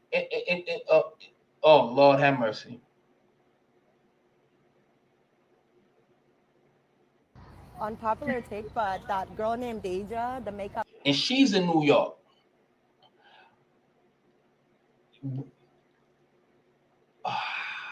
person or the makeup lady got on Beyonce internet talking about how Black Americans are not being represented in beauty spaces and fashion, and the Black diaspora people are the one that are being celebrated, being represented. Babes, the American part of your Black Americanness, the American part is showing. That is colorist, xenophobia, and very much rooted in white supremacy. Because I live in America, I'm Sudanese American. I've lived my life as a Black diasporan woman who's dark skinned. It doesn't matter what space you go to. Let's keep it pushing, because I want to be respectful. But that hairline, that shit is crazy, and they be having the nerve just certain people just be having the nerve and feel so free to blatantly just talk like y'all have authority, like, or say so, or like that your opinion matters when it don't. Certain people, can I say this real quick? Somebody is going to get mad about what I'm about to say right now, and and I'm talking to my Black Americans right now, my FBAs. Some of y'all is going to get upset with what I'm about to say, but I'm not going to hold my tongue. And that's probably my problem, but I'm just cut a certain way. Now, you remember the little kid that did the rap song when he was saying how he shot a nigga and had a girl suck his dick and all that? Remember that 6-year-old? I think it was a 7-year-old. Remember that shit? And there's a few other kids, even like the one with what's his name? Finesse 2 times, whatever his name, Finesse 2 times Finesse, whatever the hell you want to call that shit. There's a few other examples. Now we got hood kids everywhere. We got knuckleheads everywhere. I'm saying everything that I'm saying for a reason, so some of y'all won't get upset, but that's your feelings.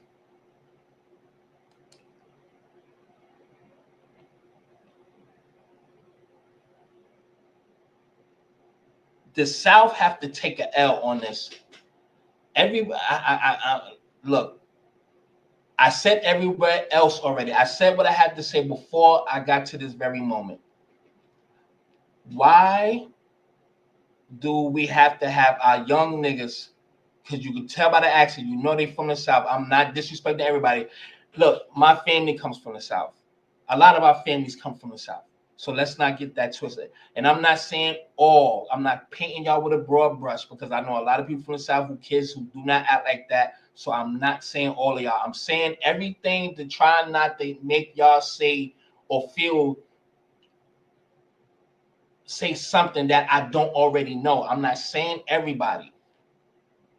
But it'd be like, who be raising these little young niggas, man?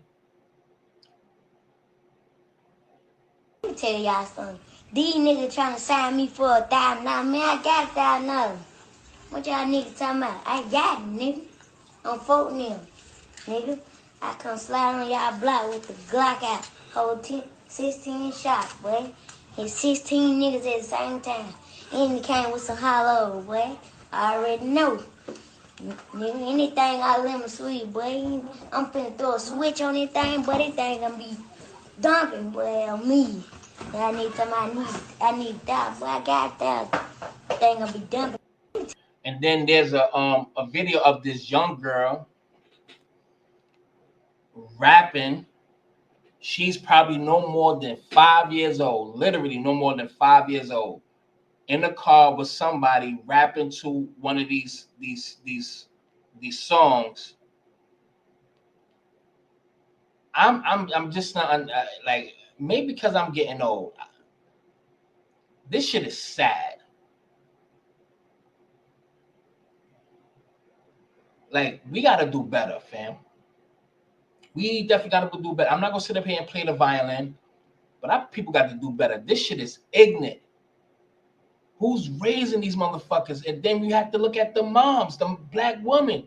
If the father's not there, either if he don't want to be there or he can't be there, regardless of the situation, I blame the parents. I blame the male and the female. But if he's in a single household, why the woman can't be blamed for raising or letting a young nigga like that get away with being like that?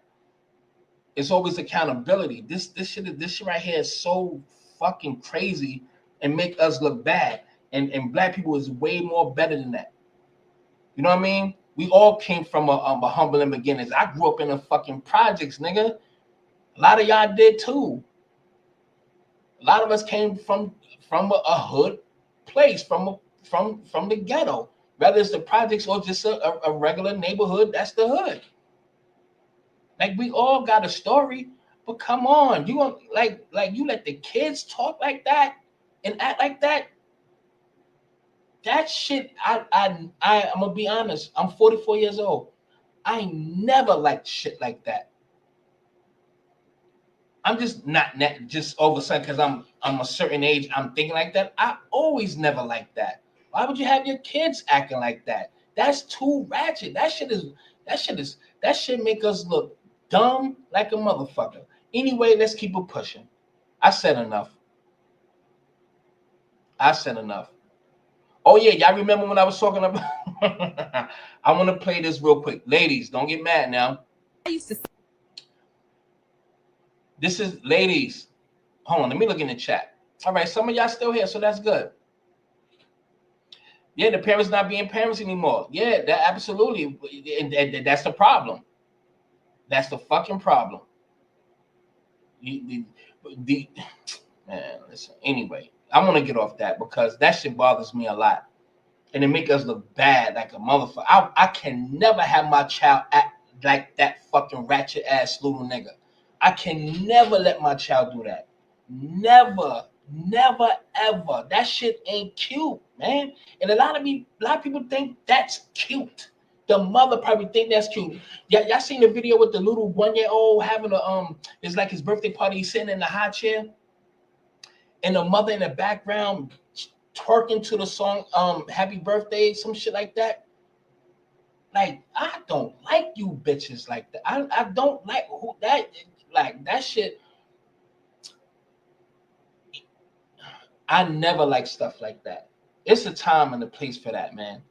You know what I mean? And whatever. But ladies, this is for you. I used to say silly things like, where are all the good men at? Until I started taking accountability. Now I know I'm just an ain't shit ass bitch. Maybe I am the problem. Maybe I am the problem. Maybe I am the problem. Yeah, they need to have a pill, something called accountability, because we know a lot of y'all, like, y'all really don't, you know what I mean? We need that. Okay, ladies, y'all know y'all do not take accountability for a motherfucking thing. This has been here since the beginning of time. I'm just gonna let that one slide right by and keep it moving. All right. Oh yeah, check the too much influence, man.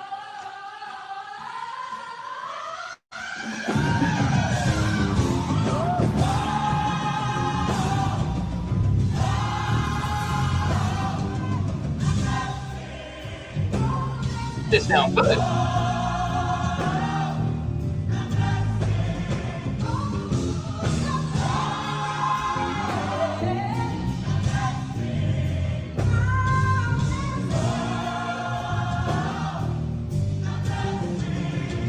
That's it for me. In Sweden, that Black American influence is a motherfucker, ain't it? Ain't it?